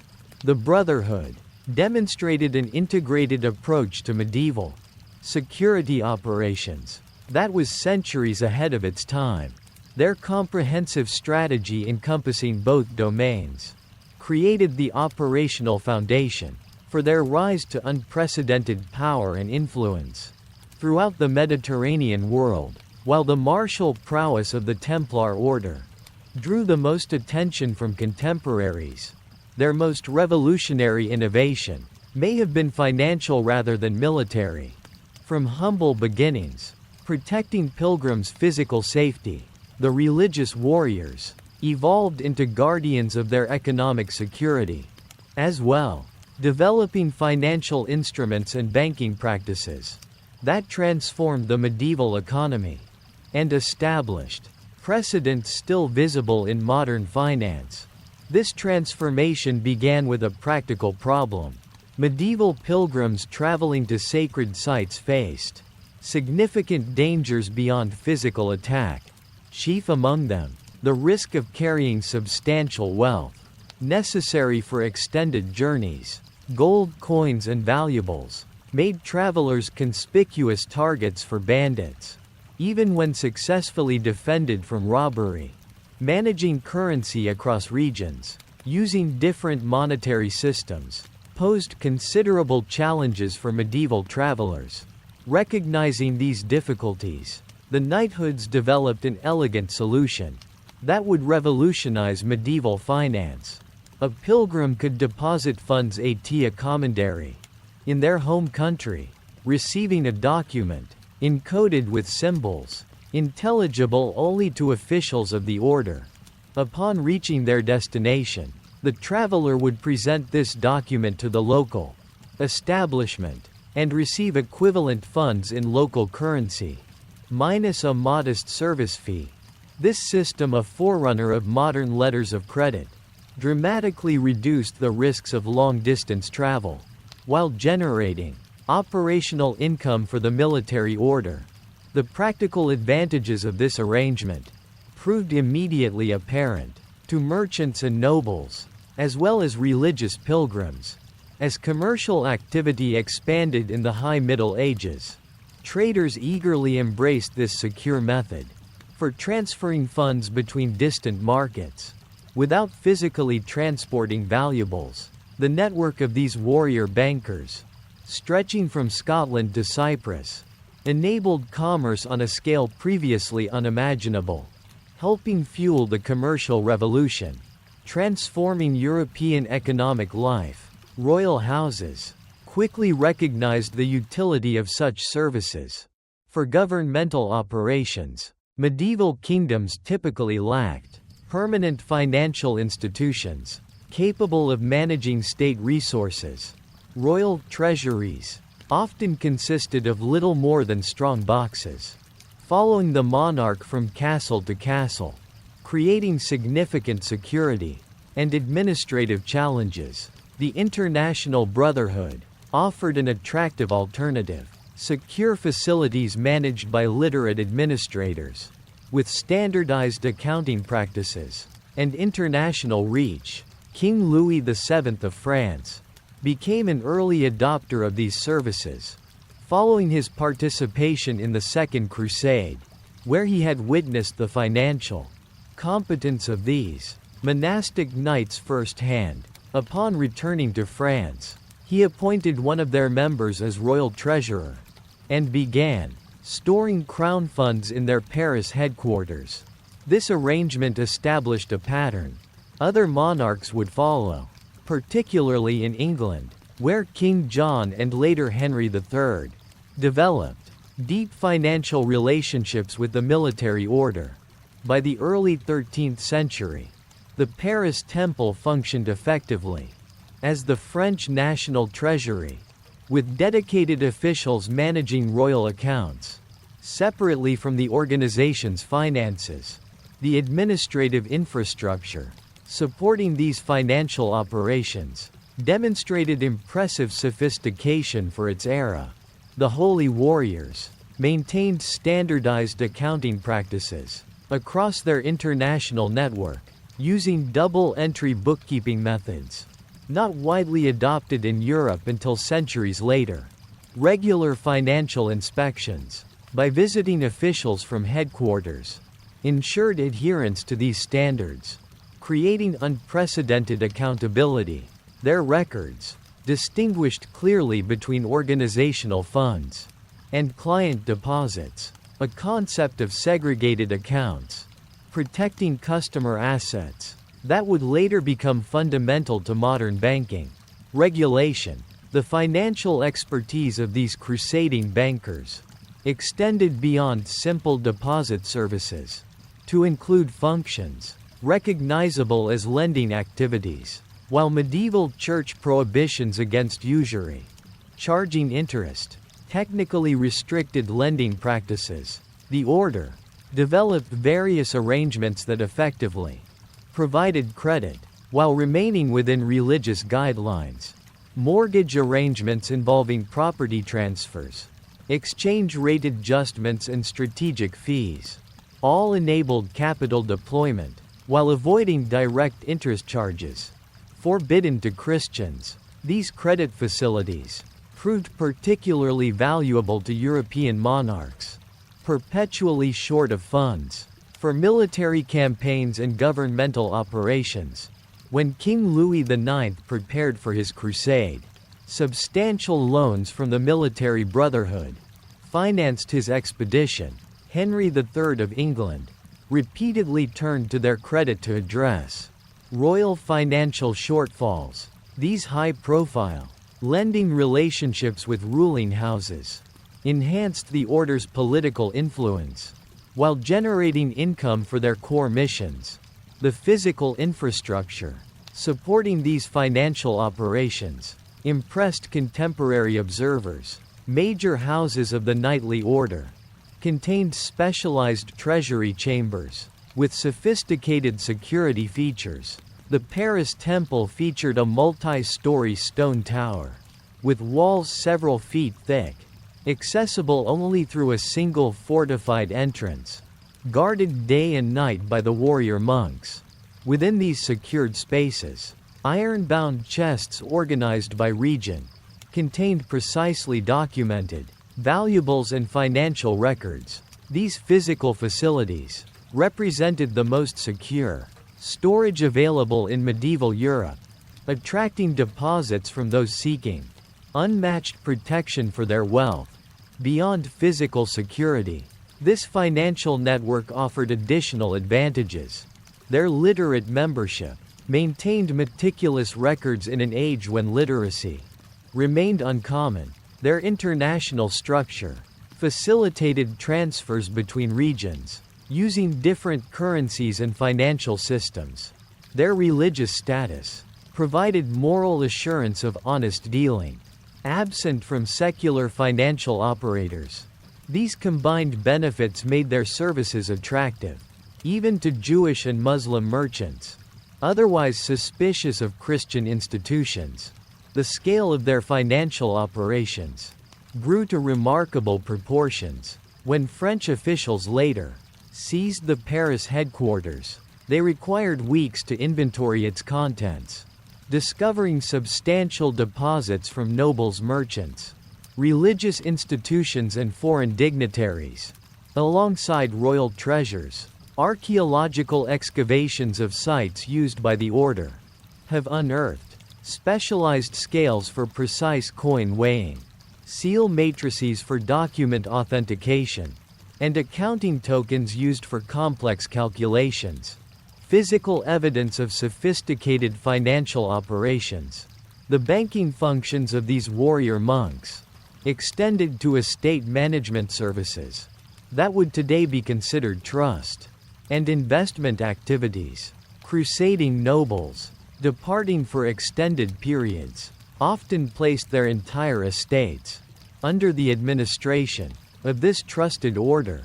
The Knight brothers would manage agricultural properties, collect rents, resolve tenant disputes and deliver revenues, either to the owner's destination in the east, or to designated family members remaining in Europe. These comprehensive services required considerable administrative sophistication, including legal expertise regarding property rights in various jurisdictions. Their financial operations generated substantial criticism. Alongside their popularity, religious traditionalists questioned whether such worldly, financial entanglements befitted a monastic organization dedicated to spiritual warfare. Secular money lenders resented competition from an institution exempt from taxation and many commercial regulations. Jewish financial operators, previously dominant in European credit markets, found their traditional role increasingly constrained as Christian rulers turned preferentially to the services offered by these Christian bankers. The military order defended their financial activities as necessary extensions of their protective mission. Just as their swords guarded pilgrims' physical safety, their financial instruments protected travelers' economic welfare.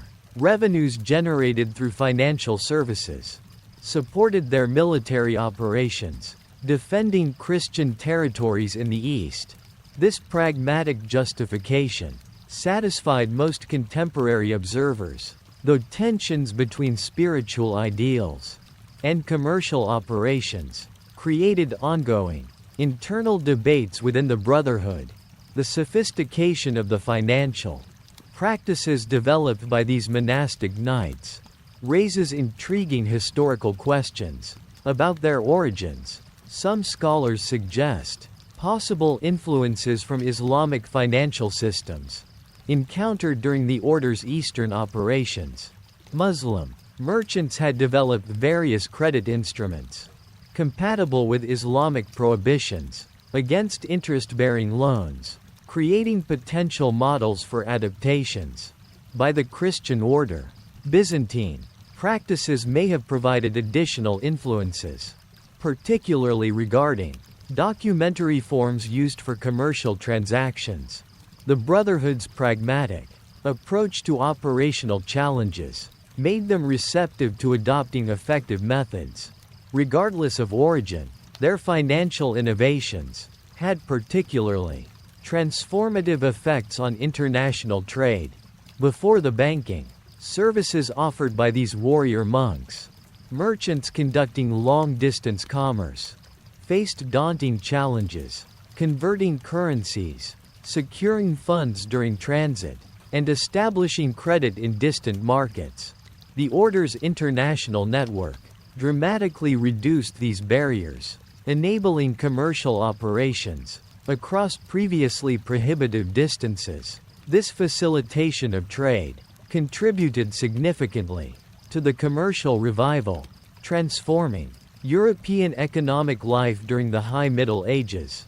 The financial system, developed by the military brotherhood, reached its zenith during the latter 13th century, when they operated what amounted to an international banking network, spanning much of the known Christian world, from England to Cyprus, from Scandinavia to Sicily. Their commanderies provided standardized financial services to clients, ranging from humble pilgrims to crowned heads of state. This financial infrastructure represented an institutional achievement, unprecedented in medieval Europe, and unmatched until the rise of Italian banking houses. Centuries later, the ultimate fate of this financial empire would become inextricably linked with the broader institutional collapse of the Knight monks. Their role as creditors to the French crown, particularly the substantial debts incurred by Philip IV, would contribute significantly to the motivations behind their suppression. The spectacle of armed knights seizing the Paris Temple in October 1307 represented not merely an attack on a religious order, but the forcible appropriation of what had effectively become a national financial institution, the legacy of financial innovations by this military religious order long outlived the organization itself. Banking procedures they developed continued through successor institutions, particularly Italian banking houses, that filled the void left by their suppression. Concepts of documentary credit, international transfers, trust services, and secured deposits pioneered by the Brotherhood became standard features of European financial systems. Their pragmatic solutions to medieval commercial challenges established precedents still recognizable in modern banking practices. The transformation of warrior monks into international bankers represents one of history's most remarkable institutional evolutions. From humble beginnings, protecting travelers on dangerous roads, the Holy Brotherhood developed financial instruments that transcended physical security to address economic vulnerabilities.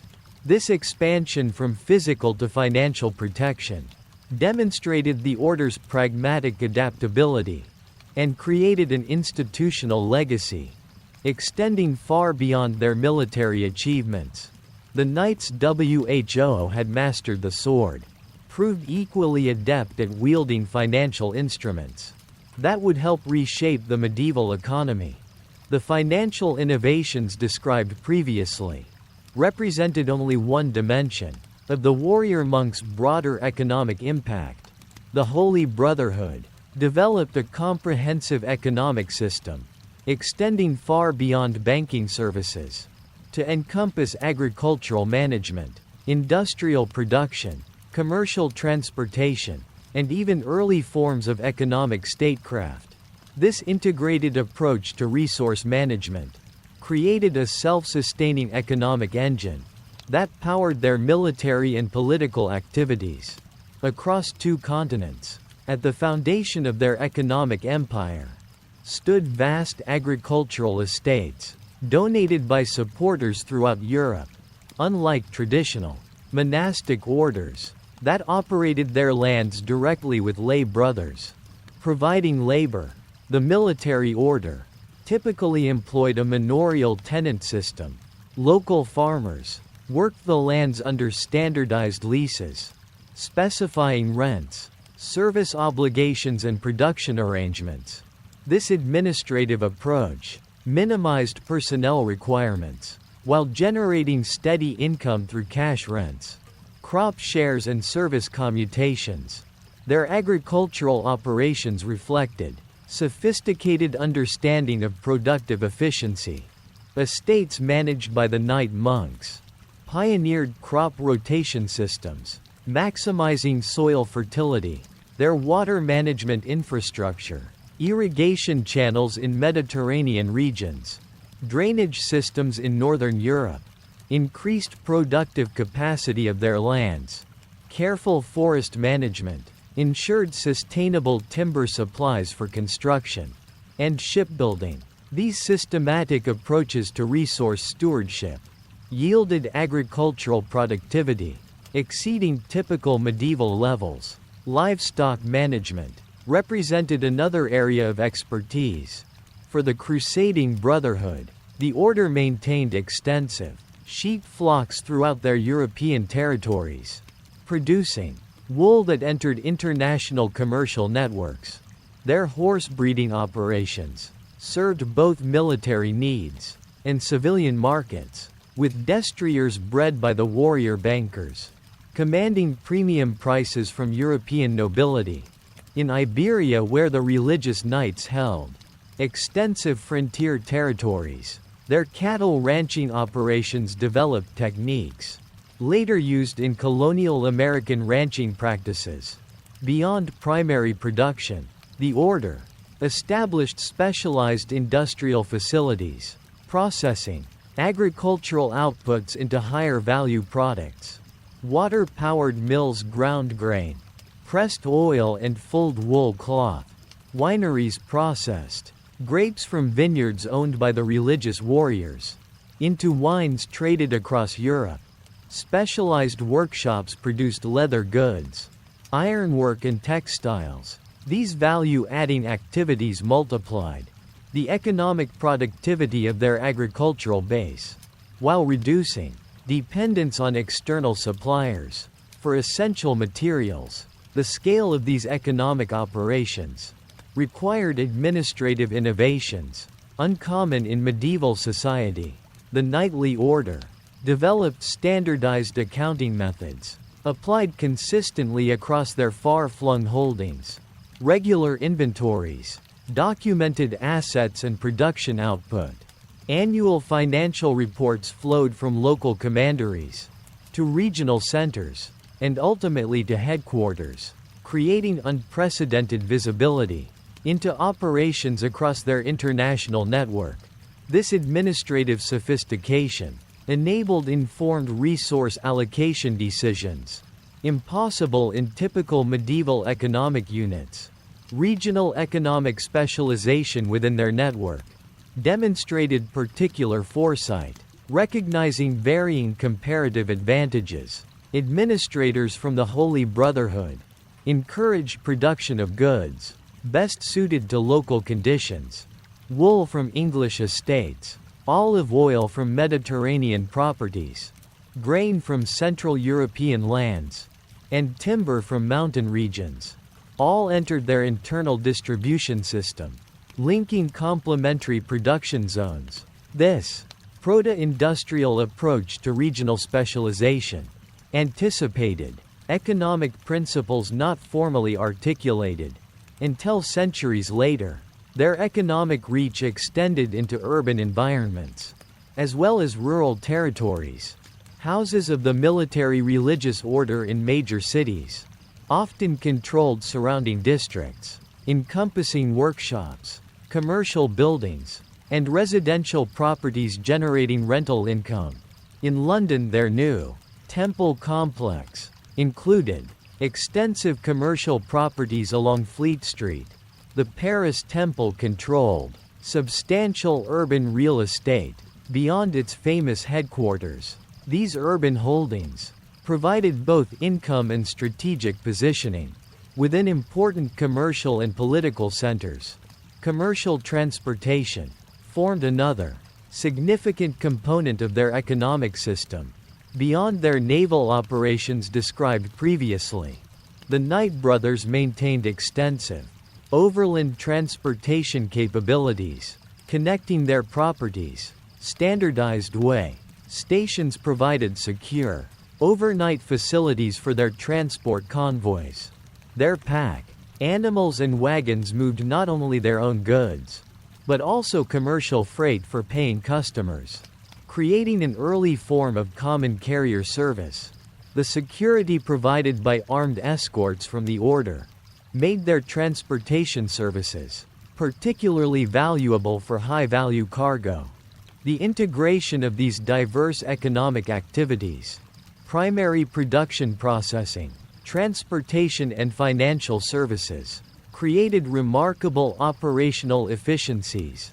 Grain from farms managed by the warrior monks might be processed at their mills, transported on their wagons to their ships, carried to distant markets, and sold through transactions financed via their banking services. This vertical integration minimized transaction costs and external dependencies, while maximizing returns from each economic activity. Their extensive economic operations required significant labor resources. Beyond sworn brothers, a complex hierarchy of associated personnel supported their activities: tenant farmers working their lands, wage laborers in their workshops, specialized craftsmen maintaining their equipment, and clerical staff managing their records. These extended economic networks created employment ecosystems, reaching far beyond formal membership, magnifying their economic impact. Throughout medieval society, the religious warriors developed distinctive approaches to labor management, reflecting both spiritual values and practical necessities. Their wage rates typically exceeded local standards, attracting skilled workers and reducing turnover. Work regulations, specified safety practices, and quality standards unusual for the period, while maintaining clear status distinctions between brothers and lay employees. Their operational practices demonstrated greater concern for worker welfare than most medieval employers, reflecting religious principles applied to economic relationships. Frontier economic development represented a specialized capability within their broader economic system. In contested regions like Iberia and Eastern Europe, the order received extensive grants of underdeveloped territories, requiring significant investment before generating return.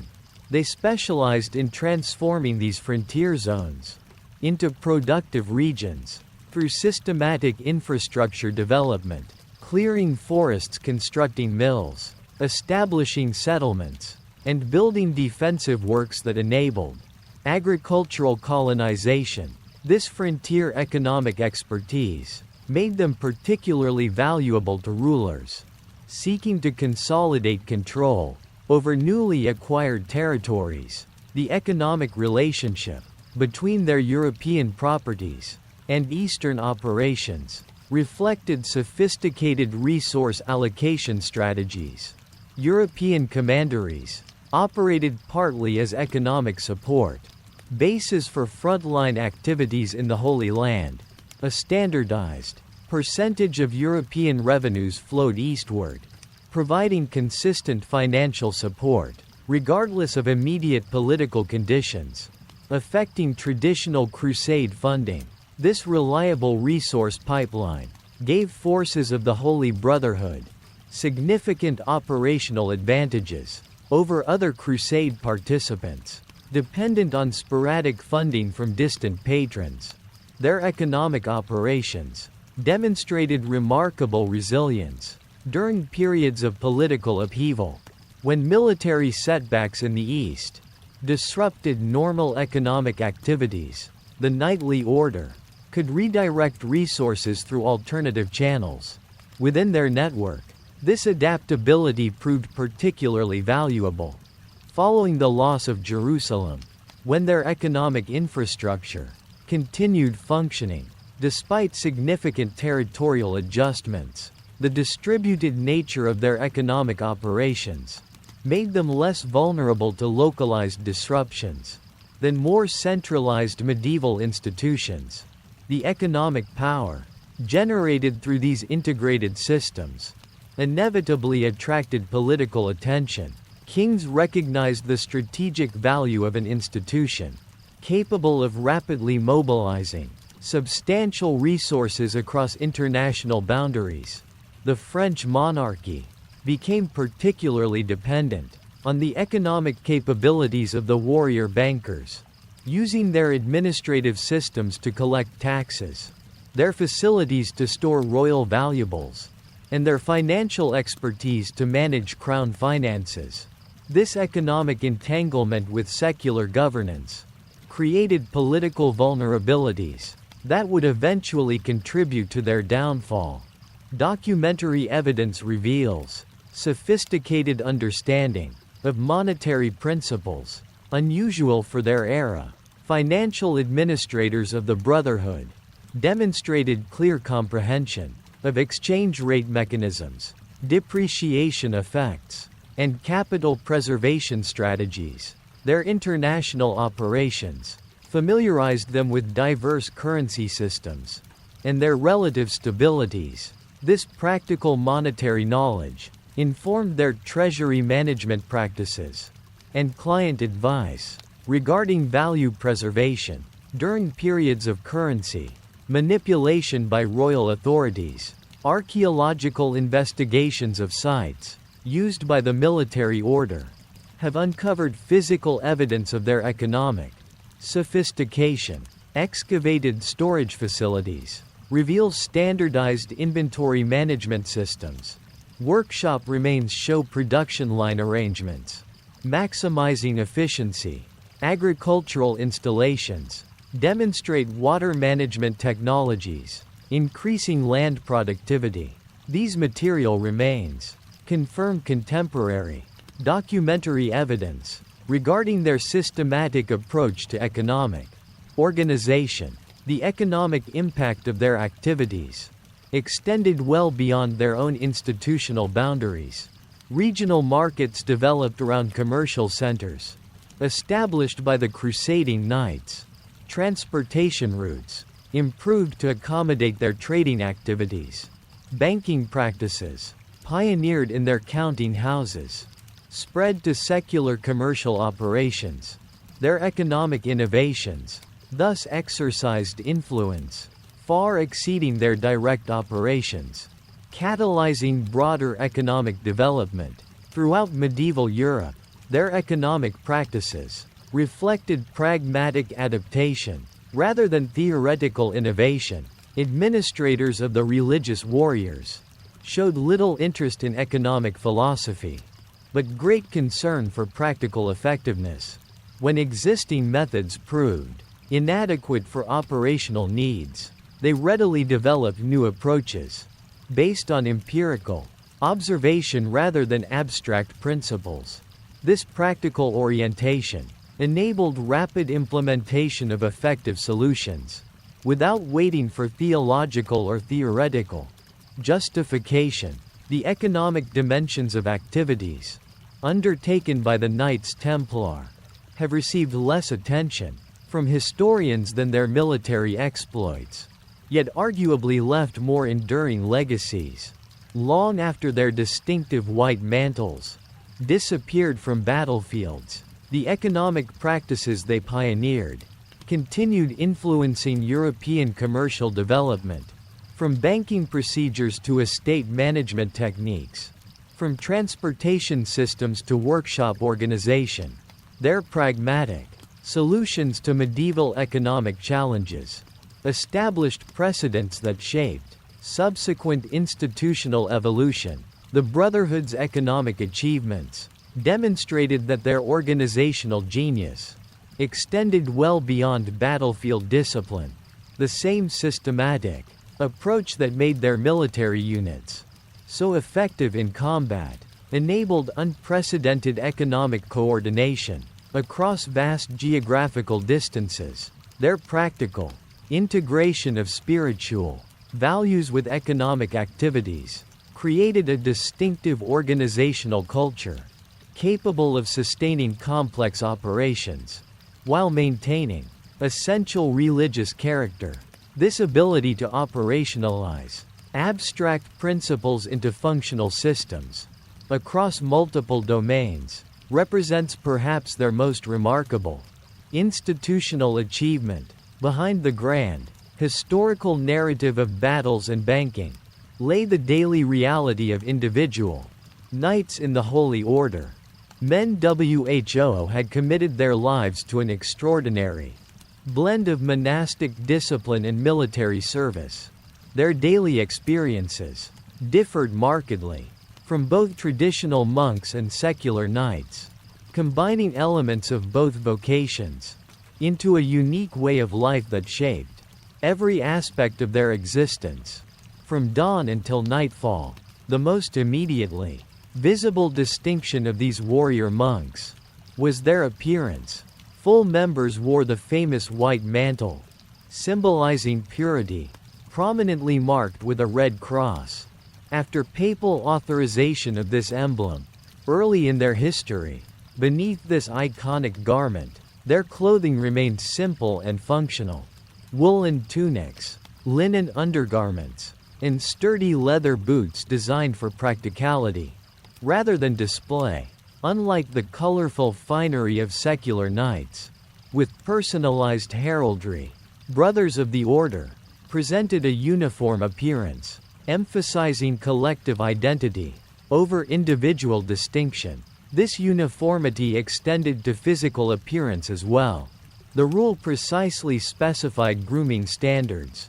Hair cut short to fit comfortably under helmets. Beards neatly trimmed but never shaved completely.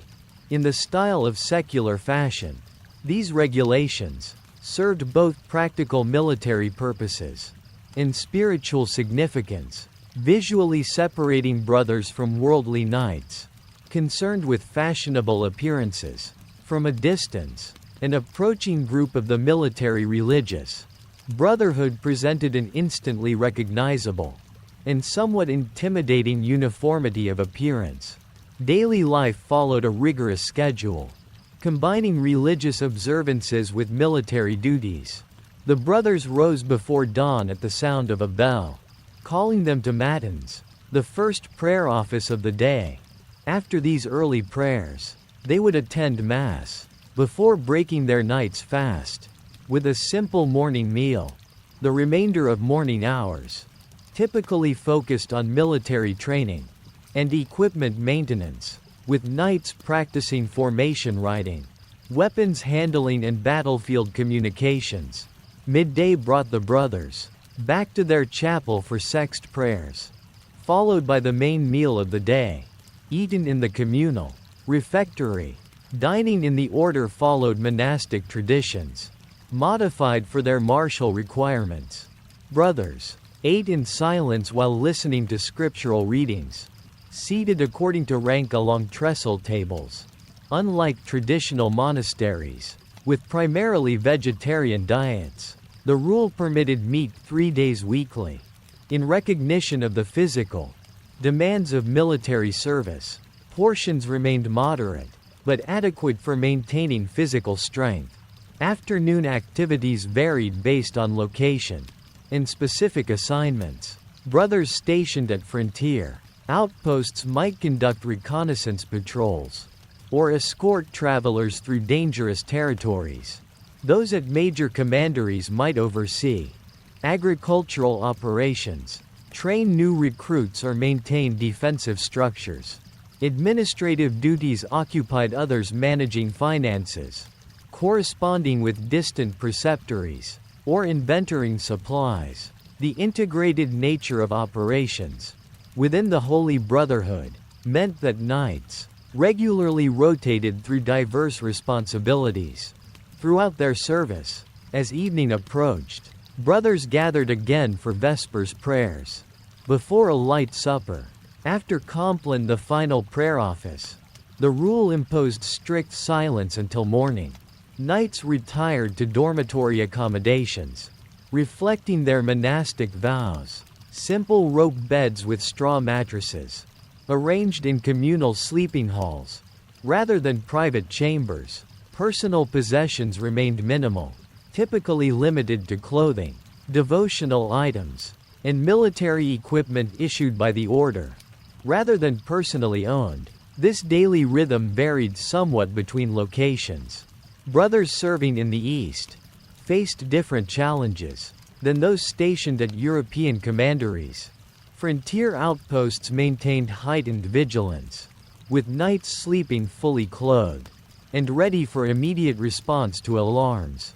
Coastal installations coordinated with naval operations, while agricultural preceptories aligned schedules with seasonal farming requirements.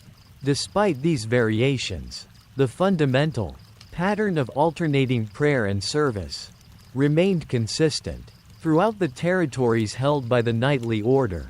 The monastic dimension of life in the warrior brotherhood extended beyond scheduled prayers to encompass comprehensive Spiritual practices, personal devotions, regular confession, and spiritual guidance from chaplain brothers formed essential elements of daily experience.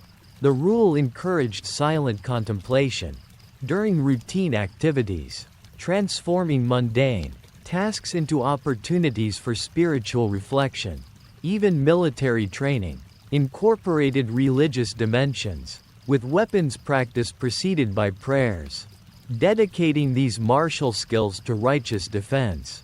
Rather than personal glory, military training occupied a central place in daily activities, with techniques far more systematic than typical feudal practice. New recruits underwent standardized training, progressively building combat skills, from basic horsemanship to complex unit maneuvers. Experienced knights regularly practiced formation, riding weapons handling, and tactical communications to maintain operational readiness.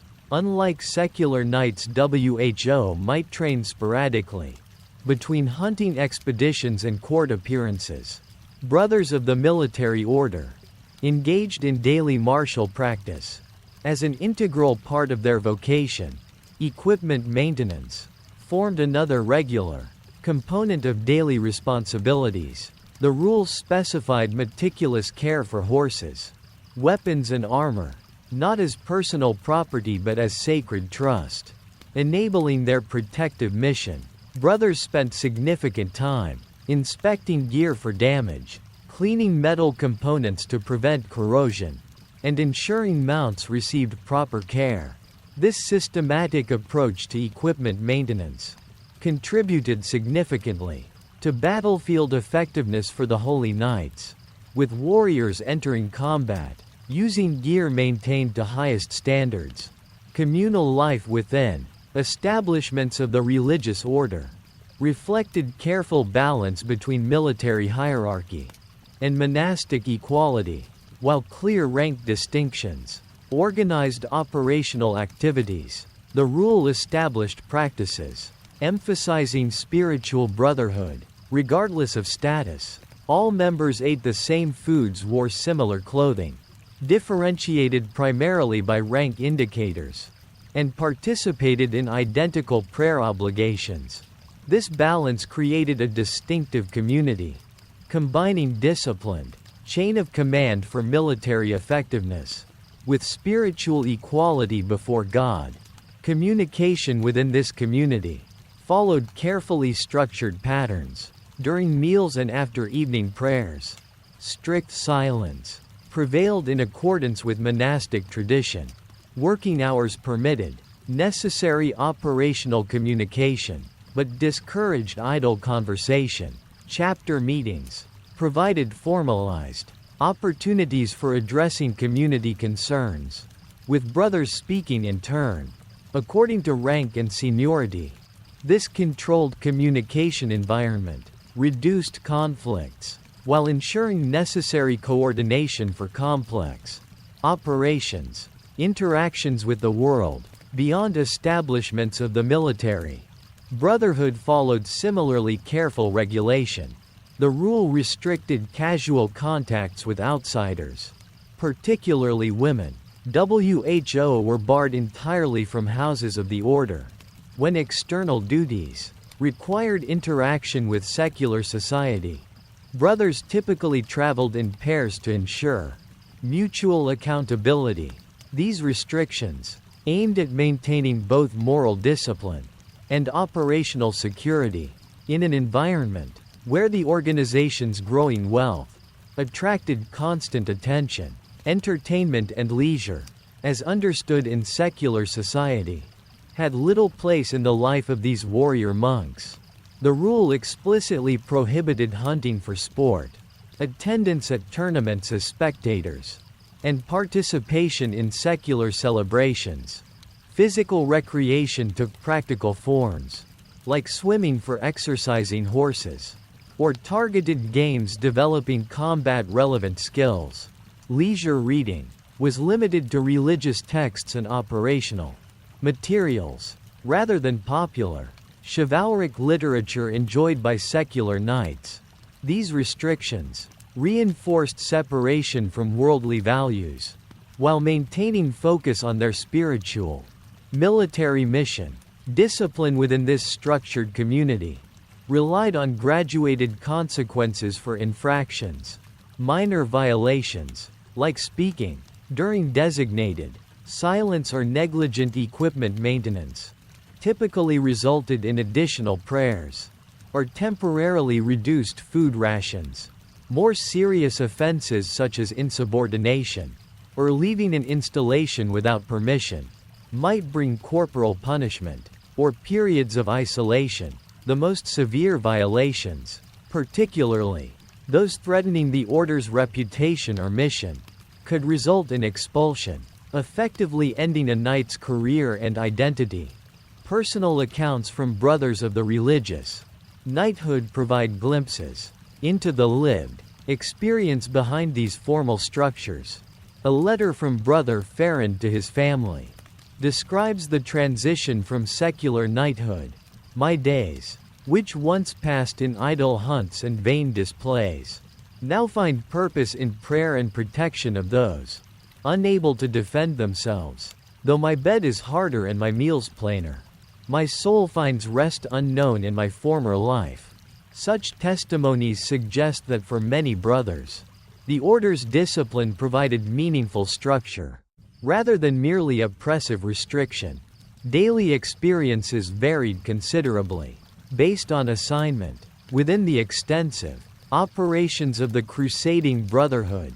A brother, responsible for escort duties along pilgrim routes, might spend weeks traveling between secure houses, maintaining constant vigilance against ambush attempts. Another assigned to financial operations might spend his days managing complex transactions across multiple currencies. A knight stationed at Tia Frontier Castle might alternate between construction supervision, local diplomacy with neighboring communities, and periodic patrol duties. This operational diversity provided varied experiences within the consistent framework of discipline maintained by the Holy Order. The international character of the knight monks created another distinctive aspect of daily life: regular interaction with brothers from diverse European origins. A French knight might serve alongside Spanish, English and German brothers, creating multilingual communities, unusual for their era, while Latin provided a common language for religious observances and official communications. Daily operations often required practical multilingualism. This international environment broadened perspectives beyond typical medieval experience, with brothers exchanging regional military techniques, administrative practices and practical knowledge. Medical care represented another significant dimension of daily life in the military. Religious order. The Brotherhood maintained infirmaries, staffed by brothers with medical training, providing care substantially better than typically available to secular knights. Preventive health practices received unusual emphasis, with regulations addressing hygiene, water quality, and appropriate clothing for different climates. These practical health measures contributed significantly to maintaining operational effectiveness in challenging environments, particularly in Eastern territories, where European forces often suffered from unfamiliar diseases. Seasonal rhythms introduced variations to this daily pattern. Major religious festivals like Easter and Christmas brought enhanced liturgical observances and rare feasting occasions permitted by the rule. Agricultural commanderies adjusted activities to accommodate planting and harvest seasons. Winter months in northern territories focused on indoor activities, including equipment repair, archival organization, and training sessions on specialized skills. These seasonal adaptations maintained productive activity throughout the year, while respecting environmental limitations. The psychological dimensions of daily life for members of the Holy Brotherhood reveal, perhaps the most distinctive, aspects of their experience. Brothers lived with remarkable cognitive dissonance, following monastic schedules, focused on spiritual peace, while simultaneously training for violent combat. They maintained vows of personal poverty, while collectively administering vast wealth. They lived almost entirely among men, while serving an order dedicated to the Virgin Mary. Navigating these contradictions required psychological adaptability that distinguished the mentality of these warrior monks from both traditional monastic mindfulness and secular knightly pragmatism. For new recruits, the transition to this distinctive lifestyle often proved challenging. The order developed systematic initiation processes, gradually introducing novices to the disciplines of the religious knights. Senior brothers provided mentorship through early adjustments, offering guidance based on their own experience.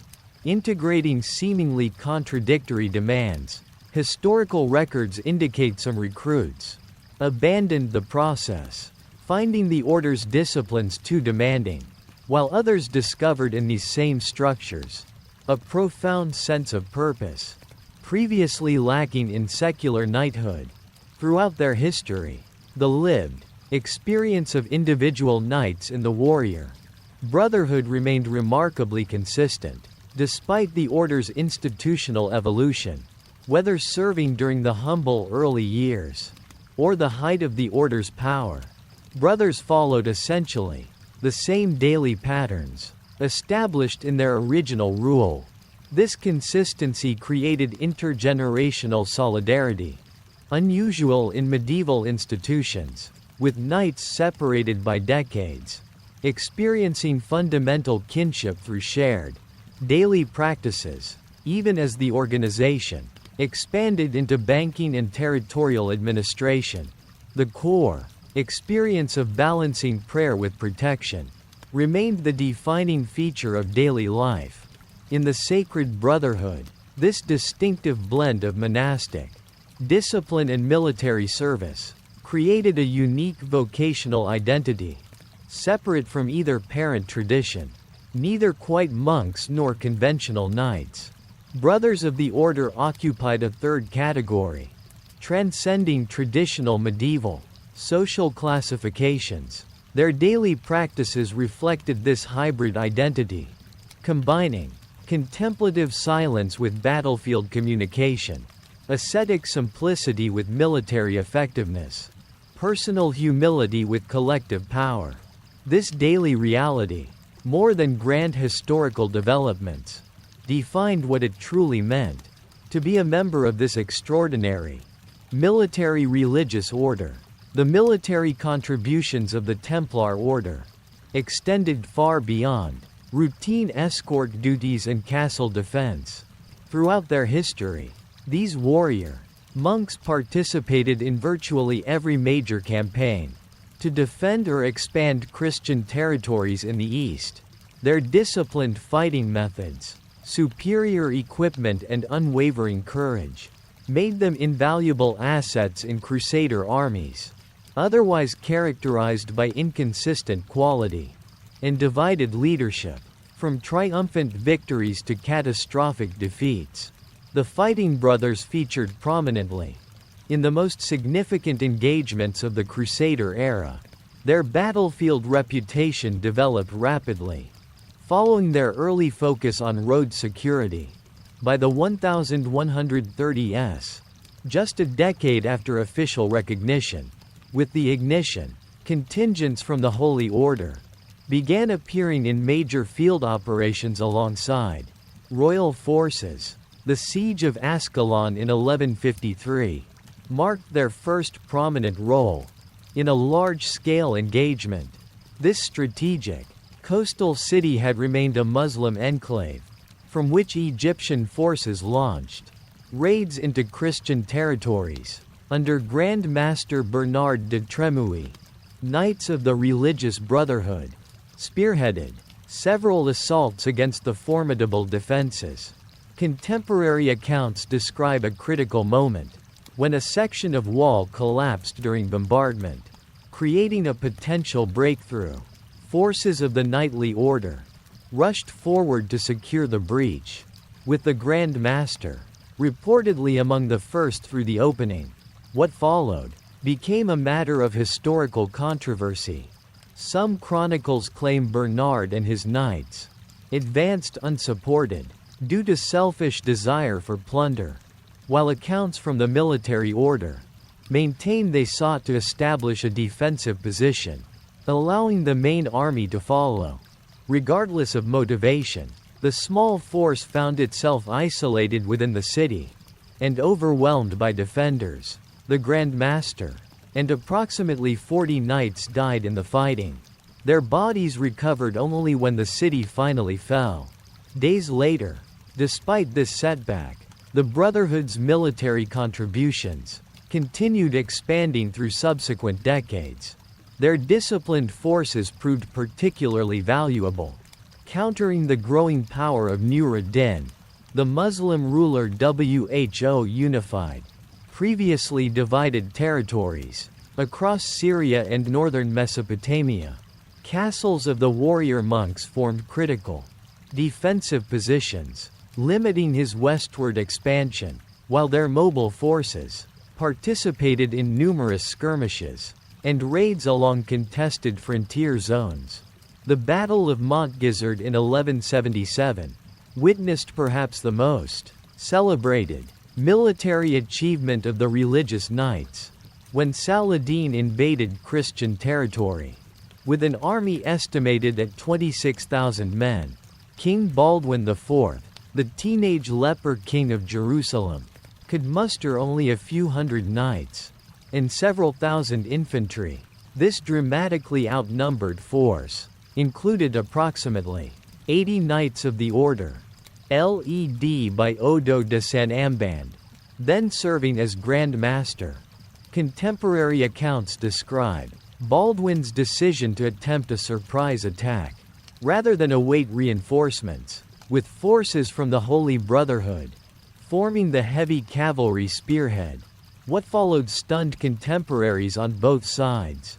The Christian force achieved complete tactical surprise, with the night march smashing into Saladin's unprepared columns. The disciplined charge broke Egyptian formations, creating panic that spread throughout the larger Muslim army. By day's end, Saladin's force had disintegrated, suffering enormous casualties during their retreat across the desert. Christian chroniclers attributed this improbable victory partly to divine intervention, but emphasized the critical role played by the fighting quality and leadership of the military religious order. This triumph proved temporary, as the balance of power continued shifting toward Muslim forces. Consolidating under Saladin's leadership, the Brotherhood suffered significant losses in subsequent years, including the capture of Grand Master Udo de Saint Amand, following a defeat at Marjane. Unlike typical noble captives who could expect ransom, Knights of the Sacred Order refused exchange agreements, considering it their duty to fight to victory or death.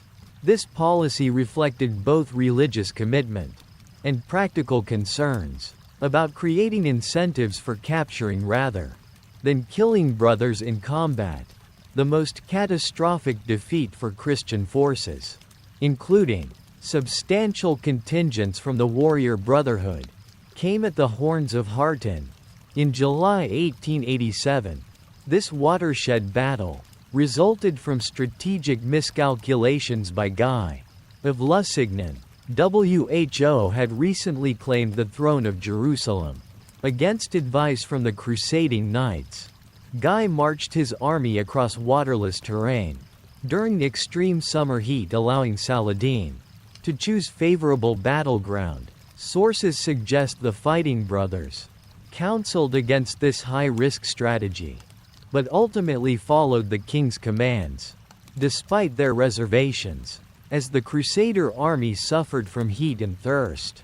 Forces from the military order and Hospitaller Knights formed the rearguard, protecting its vulnerable flanks. When battle was finally joined, these military orders conducted desperate charges, attempting to break encirclement. Contemporary accounts describe waves of white-mantled knights launching attack after attack against Muslim lines.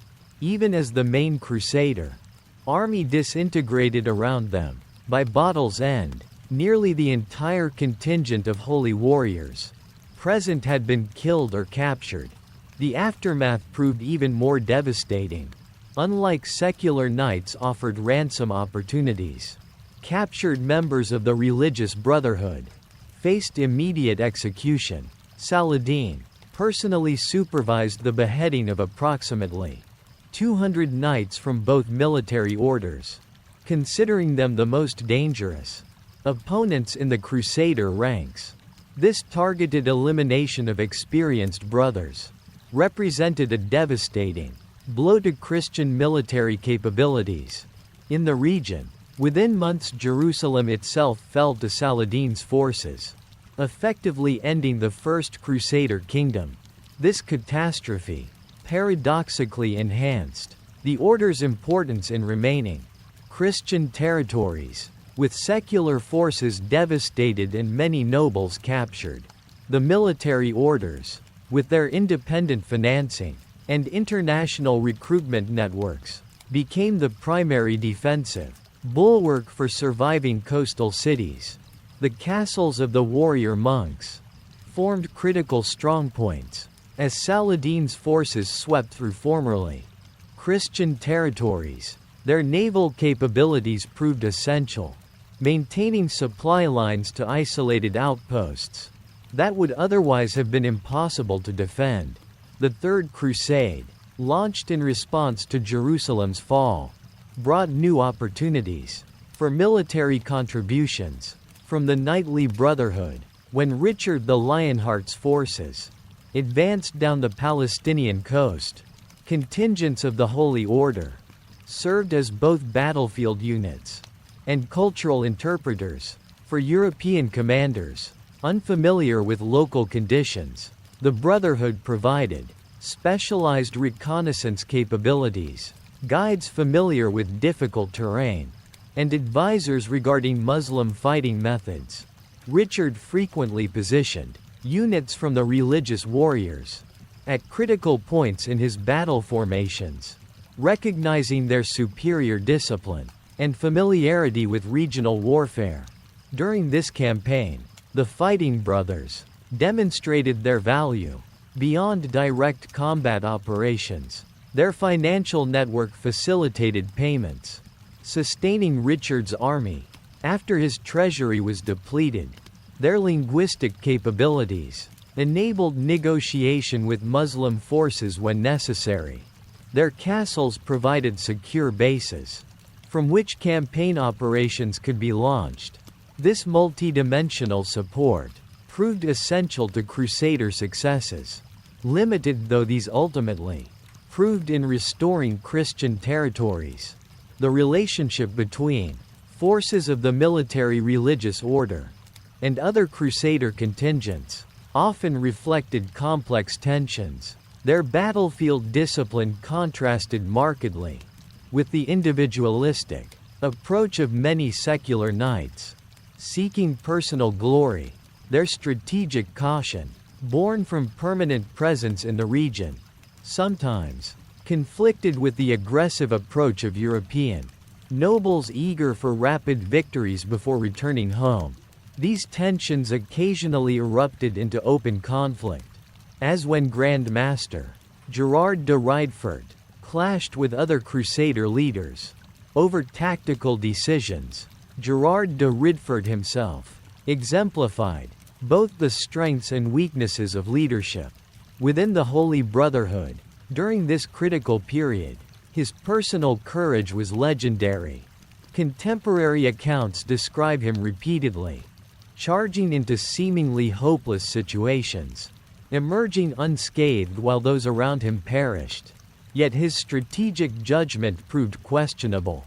On several occasions, most notably before Hatton, when he allegedly encouraged King Guy toward the disastrous confrontation with Saladin's forces, his complex legacy illustrates the challenges facing military leaders, balancing aggressive action against strategic prudence.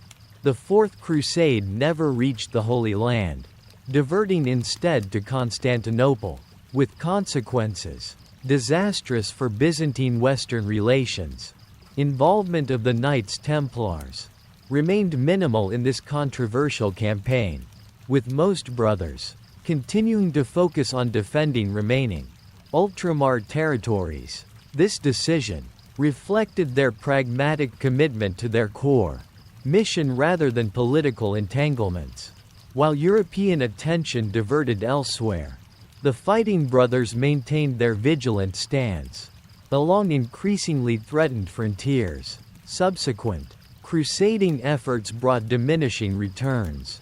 Despite continued participation by the religious knights, the Fifth Crusade, targeting Egypt, initially achieved significant success, capturing the port of Damietta, with forces from the military order playing important supporting roles. However, strategic overreach led ultimately to defeat in the Nile Delta, with the entire Crusader army nearly destroyed during a disorganized retreat. Throughout this campaign, the Brotherhood contributed specialized units while attempting, often unsuccessfully, to moderate the unrealistic ambitions of Crusade leaders unfamiliar with regional realities. The Sixth Crusade under Emperor Frederick II achieved temporary restoration of Jerusalem through negotiation, rather than combat, creating uncomfortable diplomatic compromises for military orders committed to more absolute positions. Leadership of the warrior brotherhood maintained skeptical distance from these arrangements, correctly anticipating their fragility. When Jerusalem returned to Muslim control a decade later, their caution appeared vindicated, though this stance created political tensions with imperial supporters. Throughout these fluctuating Crusader fortunes, the order maintained a consistent military presence when other forces came and went. Their permanent garrisons held strategic castles year-round, not just during active campaigns. Their naval patrols continued, protecting sea lanes connecting coastal outposts. Their intelligence networks monitored Muslim military movements during periods of nominal peace. This persistent vigilance provided essential continuity. Through the episodic attention Western powers directed toward the Holy Land, relations with Muslim adversaries evolved significantly. Through this extended conflict, while committed to defending Christian territories, experienced leaders of the religious knights developed nuanced understanding of their opponents' motivations and capabilities. Unlike newly arrived European nobles, WHO often viewed Muslims through simplistic religious categories. Brothers stationed permanently in the region recognized the complex political divisions within the Islamic world and adjusted strategies accordingly. This pragmatic approach sometimes included diplomatic engagement and negotiated arrangements with particular Muslim rulers when strategic conditions warranted. The legendary warrior Gerard de Riedfort from the Holy Order exemplified the Brotherhood's fighting spirit during its most challenging period, rising to Grand Master despite humble origins. His courage inspired others, even as his strategic judgment sometimes proved questionable. After surviving the Hatton disaster, he was captured during the Siege of Akka, but later released, an unusual exception to Saladin's typical handling of prisoners. From the military brotherhood, his death and subsequent fighting cemented his reputation for fearless commitment to the order's mission. whether viewed as heroic example or cautionary tale of valor without wisdom. His career illustrated both the impressive fighting qualities and potential limitations of military leadership within the crusading order.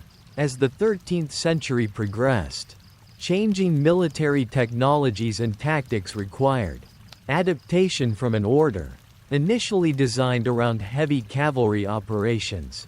The Brotherhood incorporated crossbowmen, specialized siege engineers, and light cavalry scouts to complement their traditional knight contingents. Their castle designs evolved to counter improved Muslim siege capabilities, incorporating concentric defenses, specialized arrow slits for crossbow use, and more sophisticated defensive arrangements.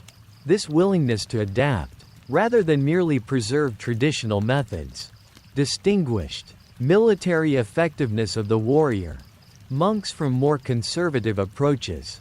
The final significant military contribution of the religious knights centered on defending Akka, the last major Christian stronghold in the Holy Land, as Muslim forces under Sultan Khalil completed their reconquest of remaining Crusader territories. Knights of the Order formed a critical component of the city's defenders. When Acre's walls were finally breached in May 1291, contemporary accounts describe fighting brothers among the last organized resistance. Their fortress held briefly after the city itself fell, allowing evacuation of some civilian residents before the structure collapsed under bombardment. The Grand Master, William of Bone, died leading a counterattack during the final assault, embodying their commitment to fight rather than surrender. Following Acre's fall, surviving forces of the Military Brotherhood established temporary headquarters on Cyprus, from which they launched periodic raids, attempting to maintain some Christian military presence along the Syrian coast. Their final military operation in the east centered on holding tiny Ruat Island, just offshore from the Syrian mainland. This isolated outpost fell in 1303, when Mamluk forces mounted a determined assault. With overwhelming numbers, the captured garrison of holy warriors faced the Brotherhood's traditional fate, execution rather than ransom, marking the effective end of their military presence in the region they had been created to defend. Throughout nearly 2 centuries of continuous military operations, the Order established a reputation for disciplined effectiveness, unmatched by other Crusader forces. Their distinctive combination of religious motivation and professional military capability created fighting units that contemporaries on both sides acknowledged as exceptional. From triumphant victories like Mongwizard to heroic last stands at Akka, their battlefield contributions represented the most sustained Western military commitment to the Crusader enterprise. Long after politically motivated crusades had come and gone, the Fighting Brothers maintained their vigilant defense of Christian territories until the final outposts became militarily indefensible. The fall of Acre in 1291 marked the final chapter of the Crusader states' 2-century presence in the Holy Land. This catastrophic loss represented the culmination of a long decline that transformed the Templar Order's mission and ultimately set the stage for their own downfall.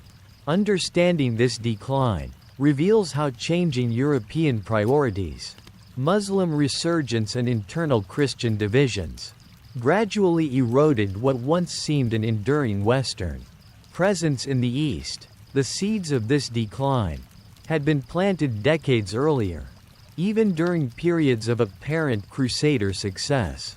Following the Third Crusade, Christian holdings had been reduced to a narrow coastal strip, lacking the agricultural hinterland necessary for economic self-sufficiency.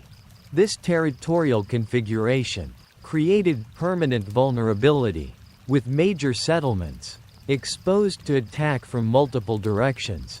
Unlike the relatively defensible, earlier Kingdom of Jerusalem, these fragmented coastal holdings required constant vigilance against enemies.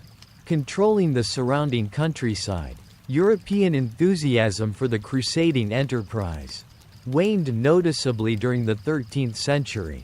The initial religious fervor that had motivated the First Crusade gave way to more cynical political calculations. Successive papal calls for new expeditions met increasingly skeptical responses from European monarchs, focused on consolidating their domestic power. Those crusades that did materialize often diverted to alternative objectives, as when the Fourth Crusade sacked Constantinople. Instead of proceeding to the Holy Land, this shifting European perspective manifested in decreased willingness to commit significant resources to Eastern ventures. While earlier Crusades had attracted the continent's most powerful figures, emperors, kings and leading nobles, later expeditions drew less prestigious leadership and smaller forces. Louis IX of France remained a notable exception, mounting 2 major crusades, but his efforts highlighted the broader trend. By standing out against the general disengagement of his royal contemporaries. For the military brotherhood, this European disinterest created mounting strategic challenges. Their operational model depended on continuous recruitment and resource transfers from Western preceptories to Eastern frontlines. As European attention turned elsewhere, maintaining adequate frontier forces became increasingly difficult. Despite the order's independent financial resources, the Fighting Brothers found themselves shouldering ever greater defensive responsibilities, with diminishing external support. Meanwhile, political developments in the Islamic world fundamentally altered the strategic landscape. The rise of the Mamluk Sultanate in Egypt created a formidable new adversary for the remaining Crusader territories. Unlike previous Muslim powers, divided by internal rivalries, the Mamluks established relative unity. Under efficient military leadership, their professional slave soldier system produced highly disciplined forces, specifically trained for warfare against Crusader opponents. Under Sultan Babar's WHO ruled from 1260 to 1277. Mamluk forces launched systematic campaigns against Crusaders' later holdings. Each offensive followed careful strategic planning, rather than mere raiding, with clear objectives, targeting the most vulnerable Christian positions. The brutal efficiency of these operations reflected Biber's personal experience, fighting Crusader armies, and intimate knowledge of their weaknesses. His forces systematically reduced castles of the Holy Order, once considered impregnable, including the mighty Saif and Beaufort fortresses. The catastrophic Battle of Le Fourby in 1244 foreshadowed the coming collapse. This devastating defeat, sometimes called the Second Hattin, saw the military orders suffer tremendous casualties. While attempting to counter an Egyptian invasion, the Grand Master of the religious knights, Amand de Perigord, disappeared in the fighting, presumably killed or captured, along with hundreds of brother knights. This military disaster critically weakened defensive capabilities at precisely the moment when more formidable Muslim leadership was emerging. Internal divisions among Christian factions further undermined effective resistance to these growing threats.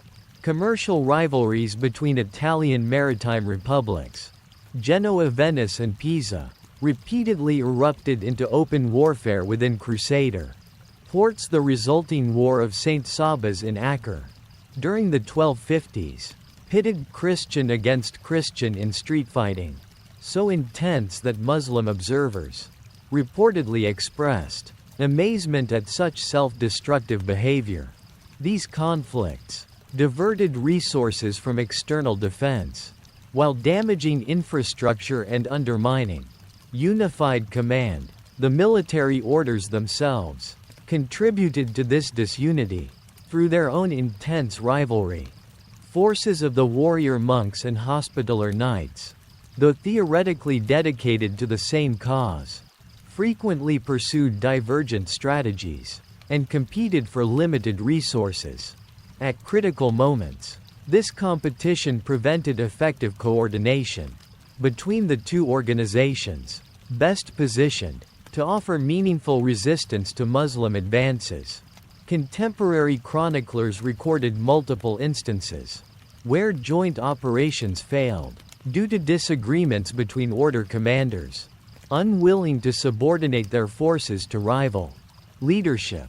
The desperate strategic situation prompted increasingly risky political arrangements among the remaining Christian outposts. Alliances with Mongol forces against common Muslim enemies represented one such gamble. Leadership of the knightly order participated in diplomatic missions to Mongol rulers, exploring potential military cooperation. Despite significant religious and cultural differences, these initiatives reflected pragmatic recognition that conventional Crusader approaches had failed to stem the tide of Muslim reconquest. Loss of major inland fortifications, forced defensive concentration around key coastal centers, particularly Accra, this largest remaining Crusader city, became the final repository of Christian power in the region, hosting headquarters for both major military orders, alongside various secular authorities. The resulting overcrowding created administrative confusion, with multiple jurisdictions claiming authority within the same confined space. Effective defense planning proved nearly impossible amid such competing power centers. Castle Pilgrim Chateau Pelahout stood as a symbol of the Holy Brotherhood's persistent commitment despite deteriorating circumstances. This massive coastal fortress, constructed with state-of-the-art defensive features, remained under control of the religious warriors, even as surrounding territories fell to Mamluk forces. Archaeological evidence reveals how the order continued improving its defenses until the final evacuation, reinforcing walls and adapting installations for use with the latest military technologies.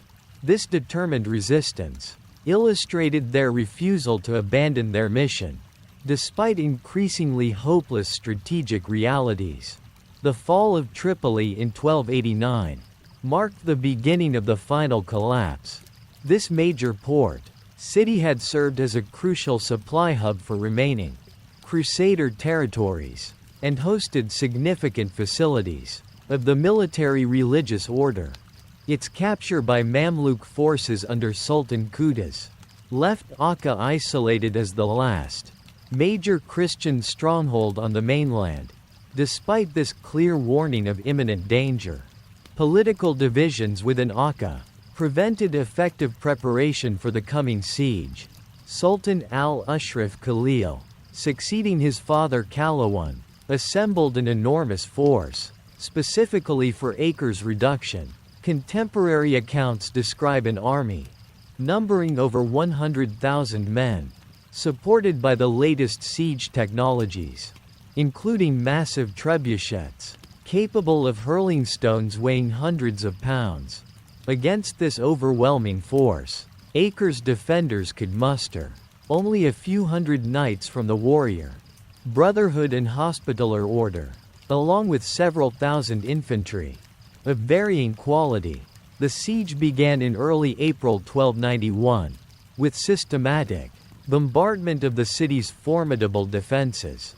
Knights of the Crusading Order conducted periodic sorties, attempting to disrupt Muslim siege works, but their limited numbers proved inadequate against the vast encircling force.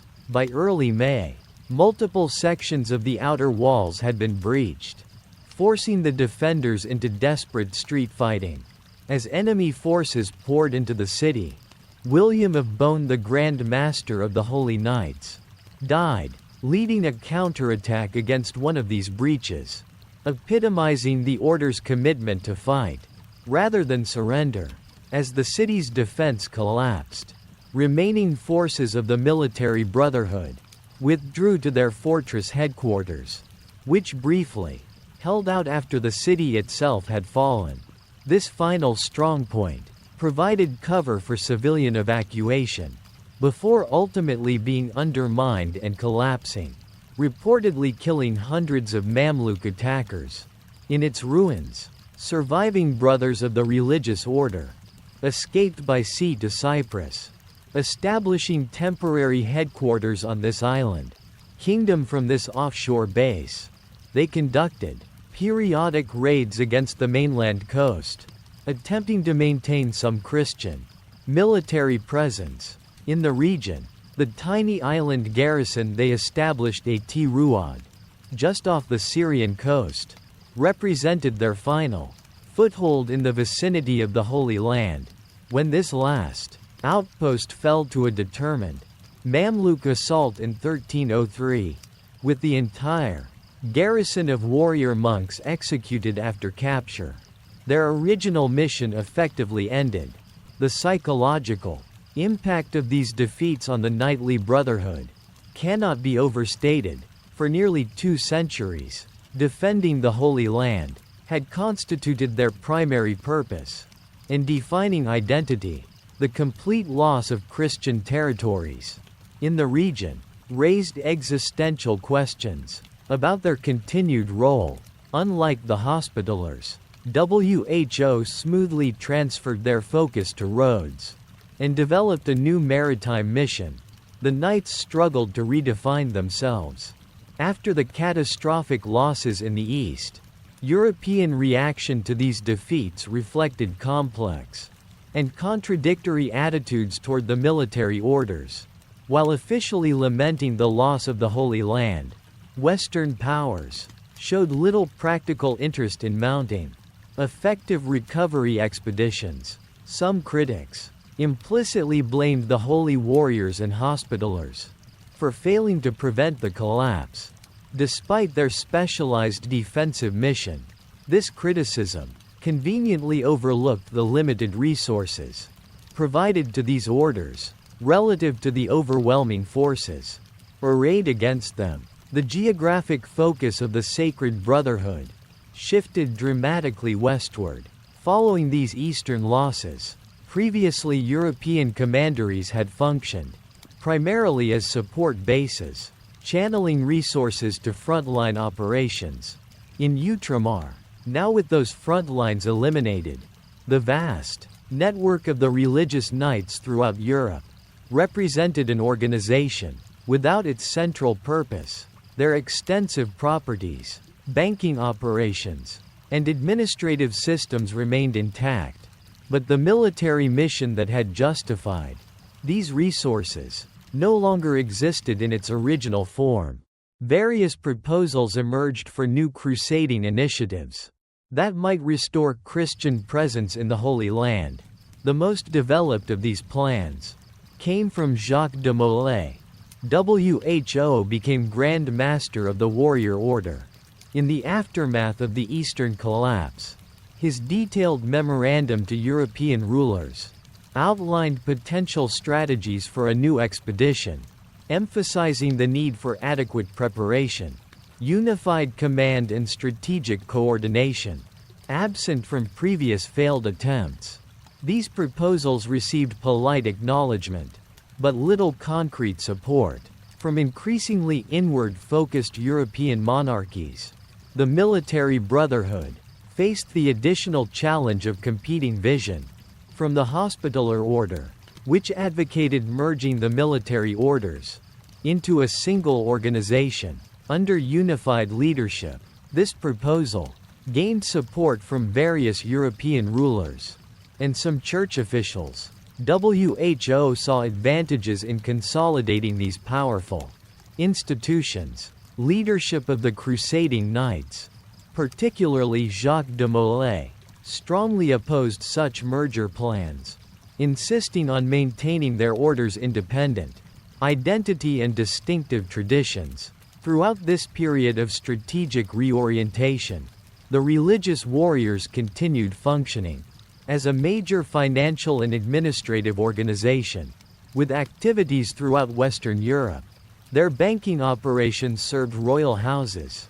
Their agricultural estates produced significant revenues, and their shipping interests remained active in Mediterranean commerce. Yet this continued institutional success contained hidden vulnerabilities, as their substantial wealth attracted increasing attention from cash-strapped monarchs, particularly Philip IV of France. The loss of their original mission created an organization with immense resources, but increasingly questionable purpose, without active military operations in the East, justifying their privileged position. The exceptional autonomy of the knightly order from secular authority appeared increasingly anomalous. Their extensive tax exemptions, legal immunities and direct papal allegiance arrangements developed to support their Holy Land mission became targets for criticism. Once that mission effectively ended, this period of uncertain identity, following the fall of Acre, thus established the conditions for their ultimate suppression. An organization created specifically for armed defense of Christian territories in the East now found itself without territories to defend.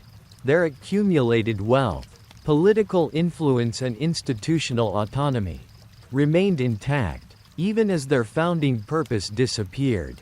This fundamentally unstable situation made the warrior monks vulnerable to the political machinations that would soon engulf them in Western Europe. The final irony of their decline in the East lay in the fact that their greatest defeats came not from personal failure, but from shifting strategic realities beyond their control.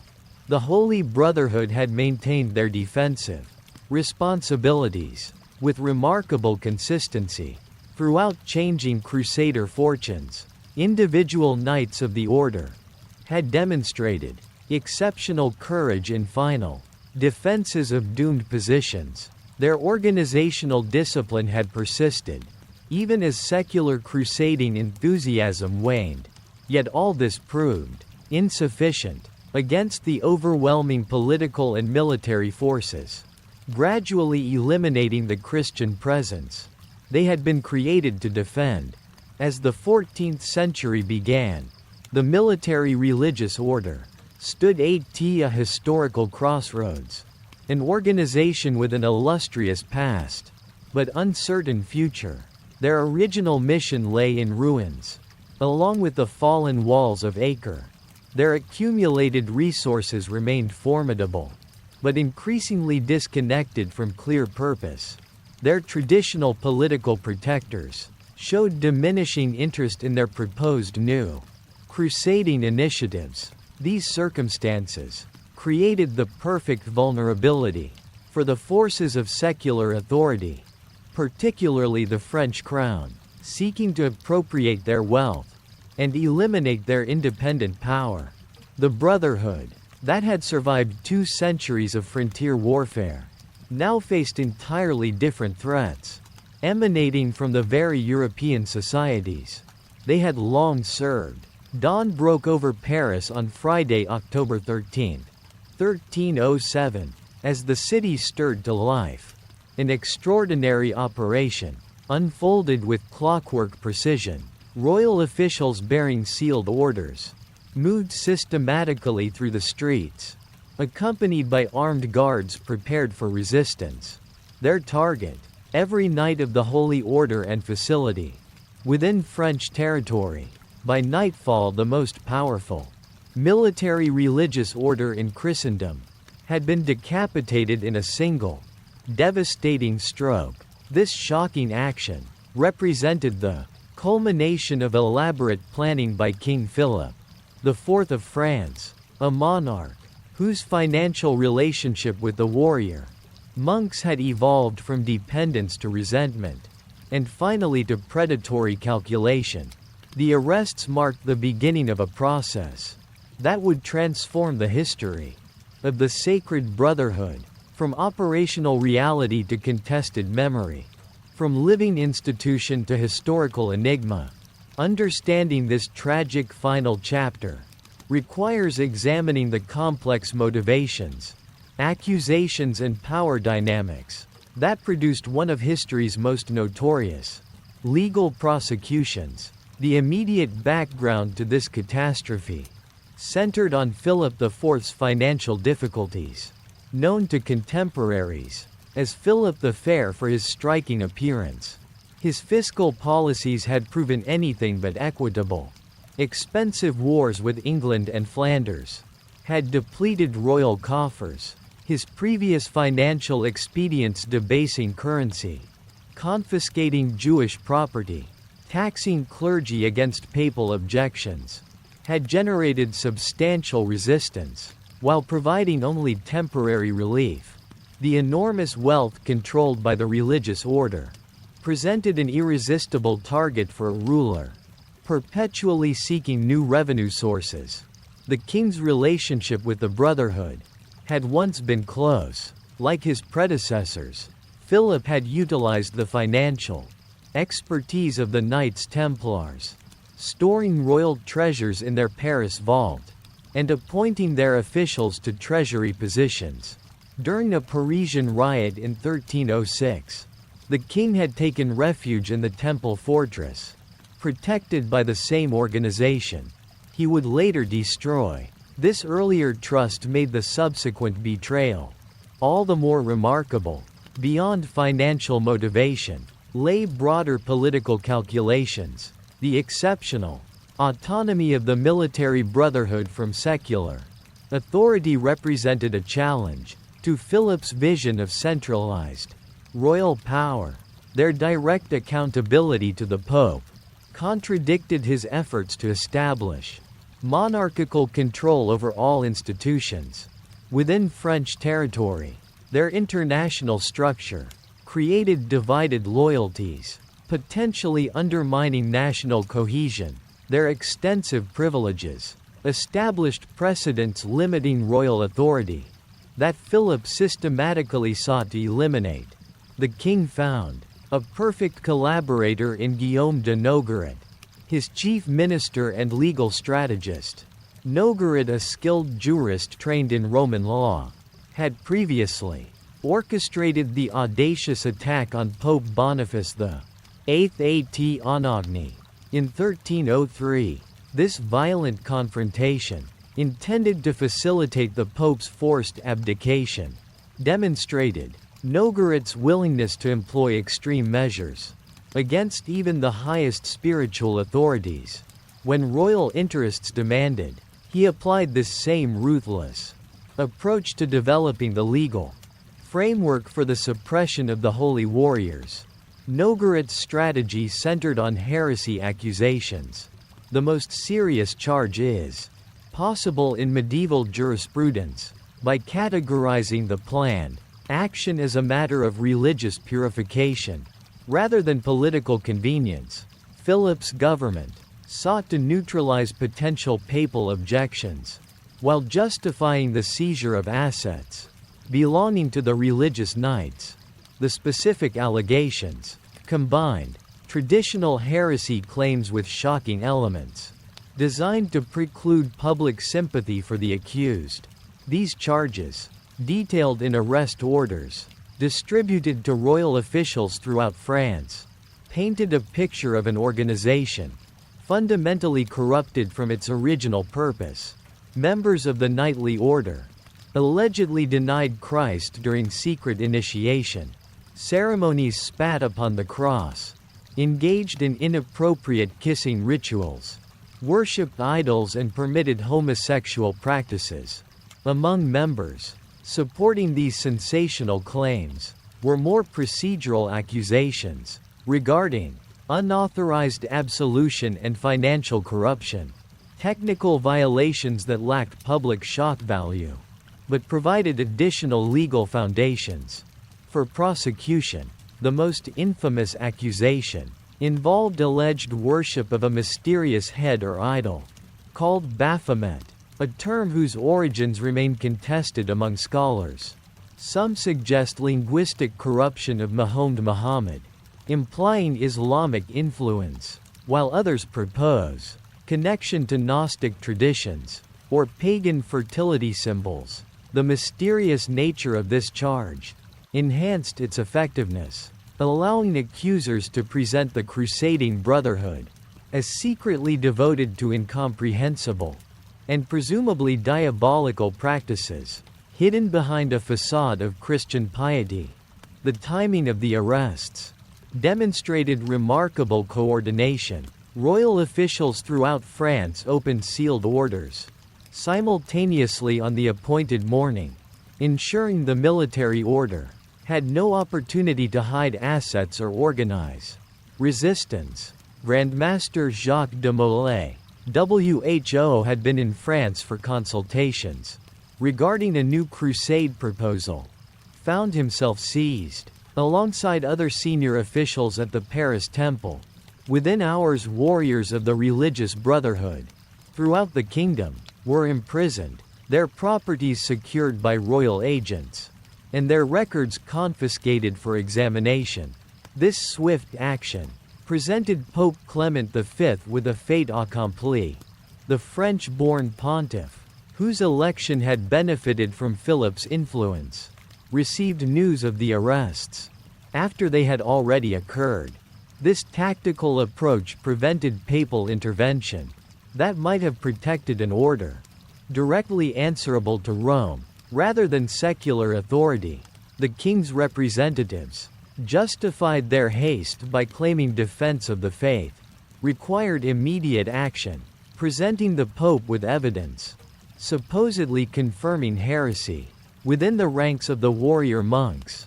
What followed represented medieval Europe's first systematic use of torture in a major political prosecution. Knights of the Holy Order, accustomed to battlefield hardships but unprepared for judicial brutality, faced professional torturers employing techniques designed to break both body and will. Strappado suspension dislocated shoulders and arms. Foot roasting inflicted excruciating burns. Sleep deprivation and starvation weakened resistance over extended periods. These methods produced the confessions royal prosecutors required to validate their accusations. Jacques de Molay initially confessed under these conditions, acknowledging some charges while denying others. His statement, extracted after prolonged torture, provided crucial propaganda value for Philip's government. Royal publicists ensured this confession received widespread attention, undermining potential sympathy for imprisoned brothers. The spectacle of the order's supreme leader admitting corruption seemed to validate even the most extreme accusations against his subordinates. The scope of torture application appears nearly universal among arrested brothers. Historical records document few members of the military brotherhood in French custody.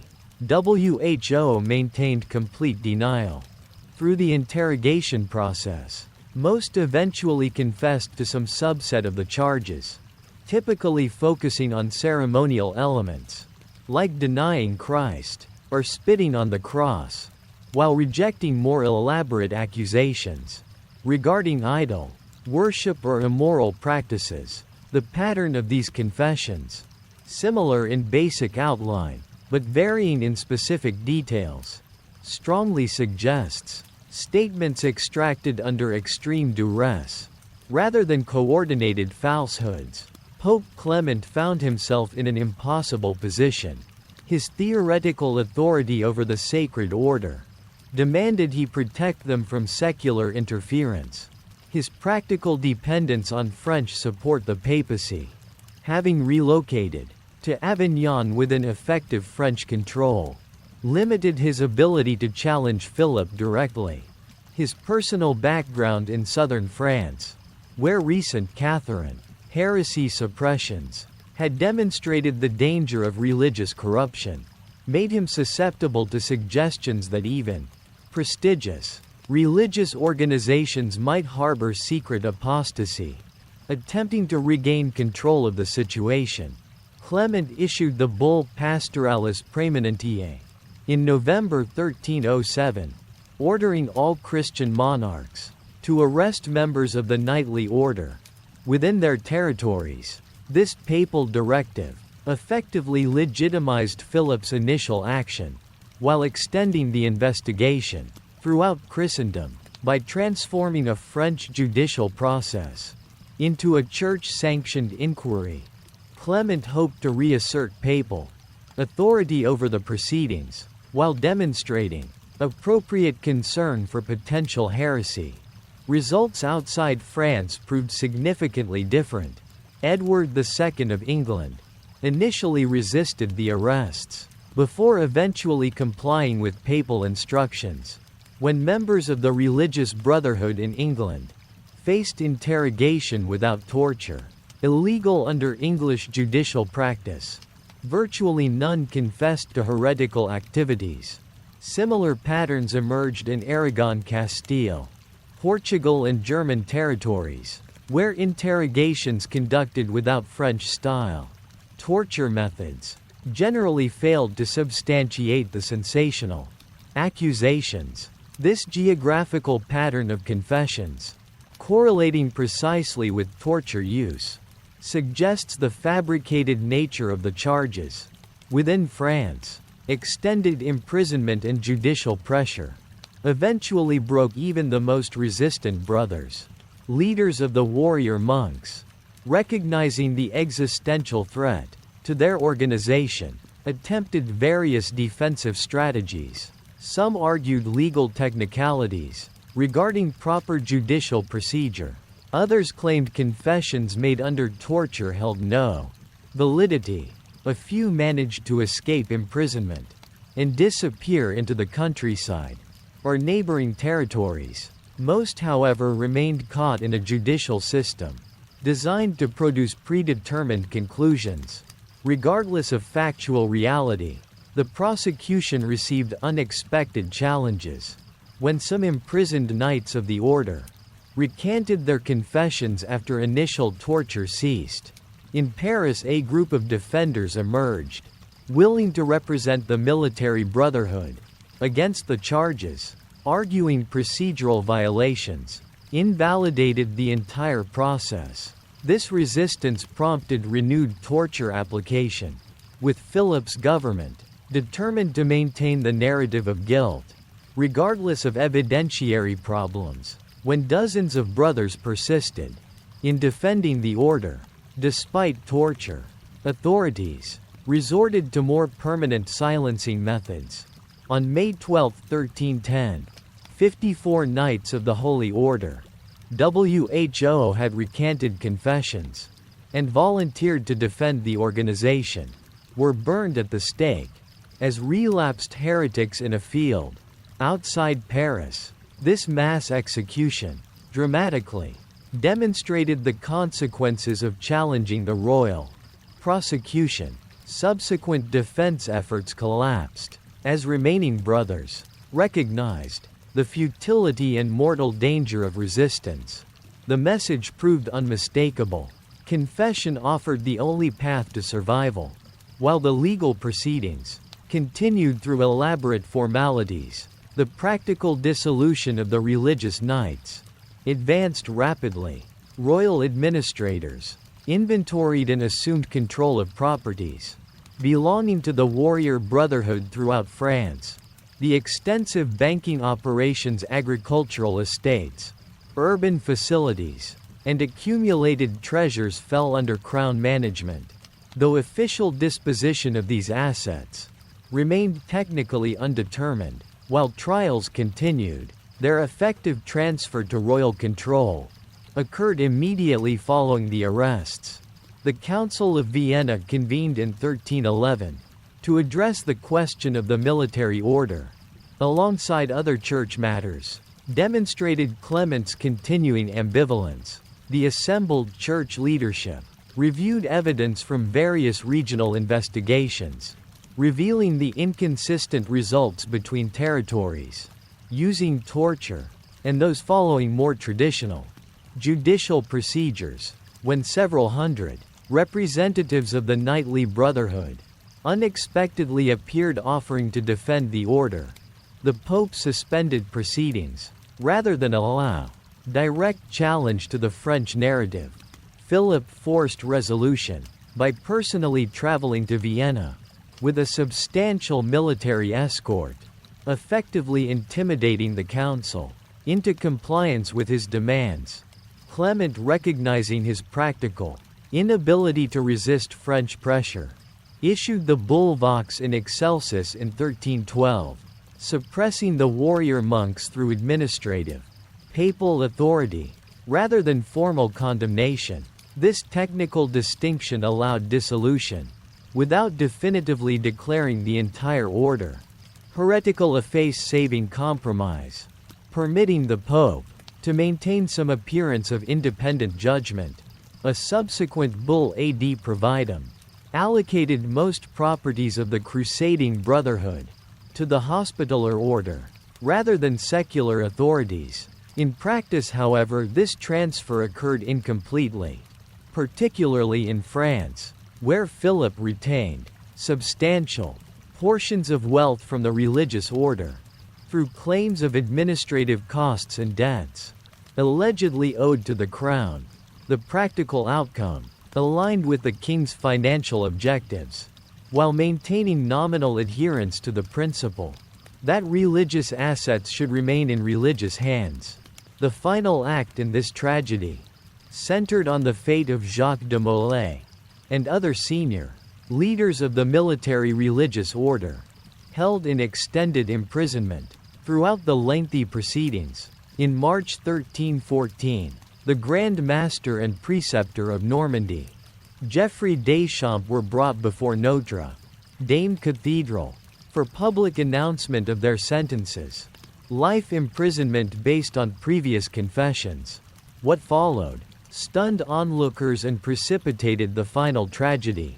Standing before the assembled crowd, both men suddenly recanted their confessions, declaring the Sacred Brotherhood innocent of all charges, and attributing their previous statements solely to torture. This dramatic reversal left church officials in disarray, but prompted immediate response from Philip.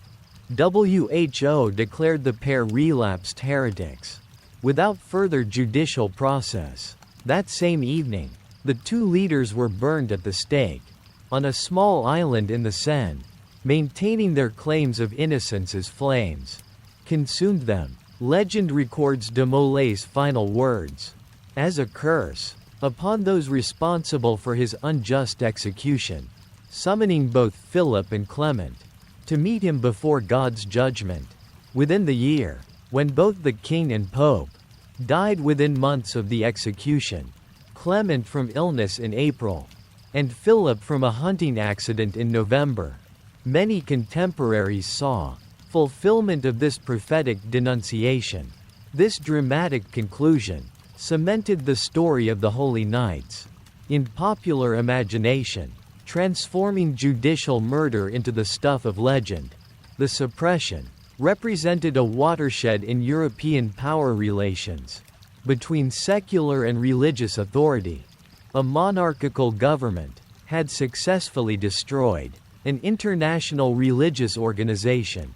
Despite its direct papal protection, the legal mechanisms employed, particularly the use of heresy accusations to justify property seizures, established dangerous precedents for future deployments of judicial power against inconvenient institutions. The practical demonstration that sufficient violence could extract confessions supporting any desired narrative revealed fundamental weaknesses in medieval judicial processes. For the thousands of surviving brothers, outside the immediate French orbit, the suppression created profound personal displacement. Men who had dedicated their lives to a religious vocation suddenly found themselves without institutional identity. In most territories, they received modest pensions, drawn from former properties of the warrior brotherhood, typically conditional upon residence in other religious houses, where they could be monitored. Their distinctive white mantles disappeared, their communal life ended, and their shared mission dissolved through administrative decree, rather than battlefield defeat. The dramatic suppression of the Knights Templar marked not an ending but a transformation. Though the organization ceased to exist as a functioning institution, its influence continued through multiple channels that have shaped the subsequent 7 centuries of history, myth and cultural memory. From successor organizations to banking practices, from architectural monuments to popular legends, the legacy of the warrior monks endures across diverse domains of human experience. The immediate aftermath of suppression varied dramatically across Europe. While the French crown achieved its objective of seizing substantial assets from the military brotherhood, other monarchs followed different paths. In England, Edward II eventually complied with papal directives, but transferred most properties of the religious knights to the Hospitallers, as officially mandated. Iberian kingdoms demonstrated particular creativity in managing the transition.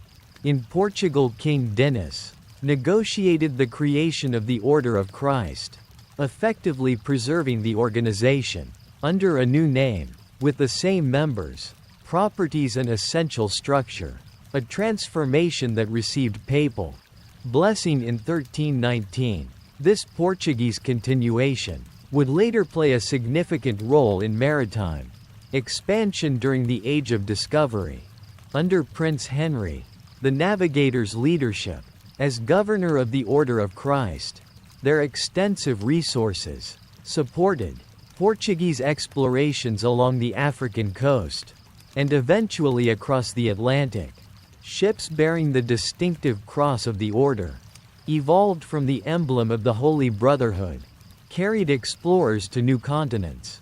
The navigational expertise, developed partly from earlier maritime operations of the Knights Templars, contributed to these voyages, redefining European understanding of global geography. In Spain, resources of the Sacred Order were divided among several successor organizations, including the Orders of Montesa and Santiago. These military brotherhoods continued defending Christian territories against remaining Muslim enclaves on the Iberian Peninsula, eventually participating in the final conquest of Granada that completed the Reconquista. Similar transitions occurred in scattered territories across Europe, with regional arrangements reflecting local political conditions rather than standardized dissolution processes. The Hospitallers, as the primary institutional beneficiaries of properties once held by the crusading knights, expanded significantly following the suppression. Their subsequent defense of Rhodes and later Malta against Ottoman expansion represented continuation of the crusading ideal that had motivated the warrior brotherhood. Throughout their existence, many former castles and commanderies of the religious order simply changed management, while maintaining their original defensive functions. Under these new administrators, the architectural legacy of the military religious order remains visible in structures scattered across Europe and the Near East.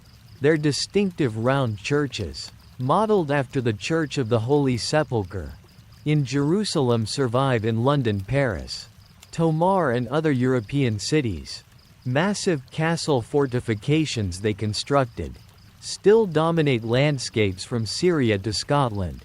These physical remains offer tangible connection to their historical presence, while archaeological investigations continue, uncovering new details about their daily operations. Across these widespread facilities, the financial innovations, pioneered by administrators of the knightly order, outlived their suppression through adoption by successor institutions. Their banking practices influenced emerging Italian banking houses that expanded international finance in subsequent centuries. Documentation methods, credit instruments, and trust arrangements they developed became standard features of European commercial operations. The concept of international banking networks, providing standardized services across political boundaries, first fully realized in operations of the Holy Warriors, became fundamental to modern financial systems. The legal proceedings against the religious brotherhood established unfortunate precedents, repeated throughout subsequent European history. The use of torture to extract confessions, supporting predetermined narratives, reappeared in later witch trials, inquisitorial proceedings and political purges. The deployment of heresy, accusations to justify property seizures, became a recurring strategy. When authorities sought to eliminate wealthy organizations, these procedural innovations represented perhaps the darkest aspect of the legacy left by the warrior monks. Institutional techniques of persecution, refined through their suppression, popular imagination, transformed the history of the knight monks into legend. Almost immediately following their dramatic end, Jacques de Molay's reported curse against his persecutors, seemingly fulfilled when both Philip and Clement died within the year, captured medieval audiences, and established the narrative framework of unjust persecution followed by supernatural retribution. Tales of secret survival flourished, with stories of knights from the military brotherhood escaping to Scotland, Switzerland or remote Atlantic islands, carrying their supposed treasures and arcane knowledge. These legends found particular resonance in Scottish history through claims connecting the Holy Knights with the Battle of Bannockburn fought shortly after their suppression. According to these traditions, knights fleeing French persecution provided crucial assistance to Robert the Bruce, contributing to his decisive victory against English forces. While lacking contemporary historical documentation, these stories established enduring links between the mythology surrounding the religious warriors and Scottish national identity, later reinforced through claimed connections to Freemasonry.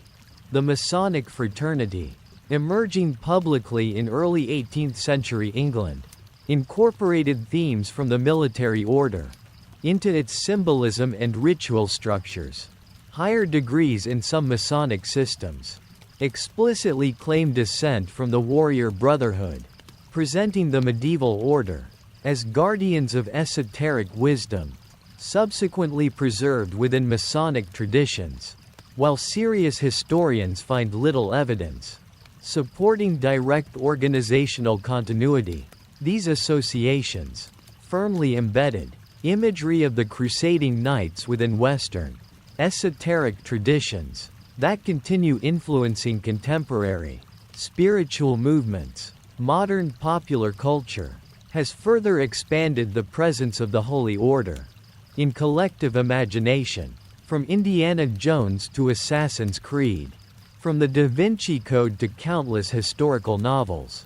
The white-mantled knights have become ubiquitous symbols of medieval mystery and hidden knowledge. Their dramatic historical arc, from humble origins to extraordinary power to catastrophic fall, provides irresistible narrative structure for storytellers across media platforms. This cultural afterlife has arguably extended their influence far beyond what they achieved during their actual institutional existence. Academic historians Continue finding new perspectives on the history of the religious knights through archival discoveries and archaeological investigations. The recovery of transcript evidence from their trials offers insights into medieval judicial procedures and political machinations. Excavations at sites once occupied by the military brotherhood reveal details about their daily operations, impossible to reconstruct from documentary sources alone. Comparative analysis, situating them within broader historical patterns of religious military orders, illuminates both their distinctive characteristics and shared features with similar institutions. The enduring fascination with the history of the warrior monks reveals deeper currents in Western cultural consciousness. Their story encapsulates fundamental tensions between religious idealism and practical power, between institutional authority and individual commitment, between mystical spirituality and martial discipline. These contradictions, embodied in the paradoxical figure of the warrior monk, continue resonating with audiences seeking to understand how spiritual values interact with worldly realities. From 9 knights pledging to protect pilgrims on dangerous roads, to an international institution controlling vast resources across 2 continents, their institutional journey demonstrates both the potential and peril of organizations combining religious motivation with worldly power. Their rise exemplifies how focused purpose and disciplined structure can achieve extraordinary institutional development. Their fall illustrates how accumulated wealth and privileged autonomy inevitably attract predatory attention from competing power centers. The legacy of the Night Monkeys ultimately transcends both the hagiographic admiration of uncritical enthusiasts and the reductive skepticism of institutional critics. Their actual historical significance lies in multiple dimensions: military innovation, financial development, architectural achievement, and organizational design. They pioneered international institutional structures. In an age of fragmented local authorities, they developed practical solutions to complex logistical challenges. They demonstrated how religious values could motivate and sustain organizational discipline across diverse environments. 7 centuries after Jacques de Molay's execution, the cross-emblazoned white mantle of the Holy Knight retains powerful symbolic resonance. Whether viewed as exemplars of religious dedication, victims of political persecution, pioneers of international banking, or guardians of mysterious wisdom, the poor fellow soldiers of Christ and of the Temple of Solomon continue occupying unique position in Western historical consciousness. Their remarkable story, from humble beginnings through extraordinary growth to dramatic suppression, remains an essential chapter in understanding how medieval society organized its highest ideals and confronted its deepest contradictions. The final irony of the history of these religious warriors may be that an organization created to defend physical territory ultimately achieved its most enduring influence through intangible legacies, institutional models, financial innovations, architectural principles, and symbolic resonance. Long after the walls of Acre crumbled and the temple fortress was demolished, the organizational patterns they established and the cultural imagination they inspired continue influencing how we structure our institutions and understand our past. The legacy of these warrior monks extends far beyond the territories they once defended, into realms of history, legend, and cultural memory they could never have anticipated during their 2 centuries of operational existence.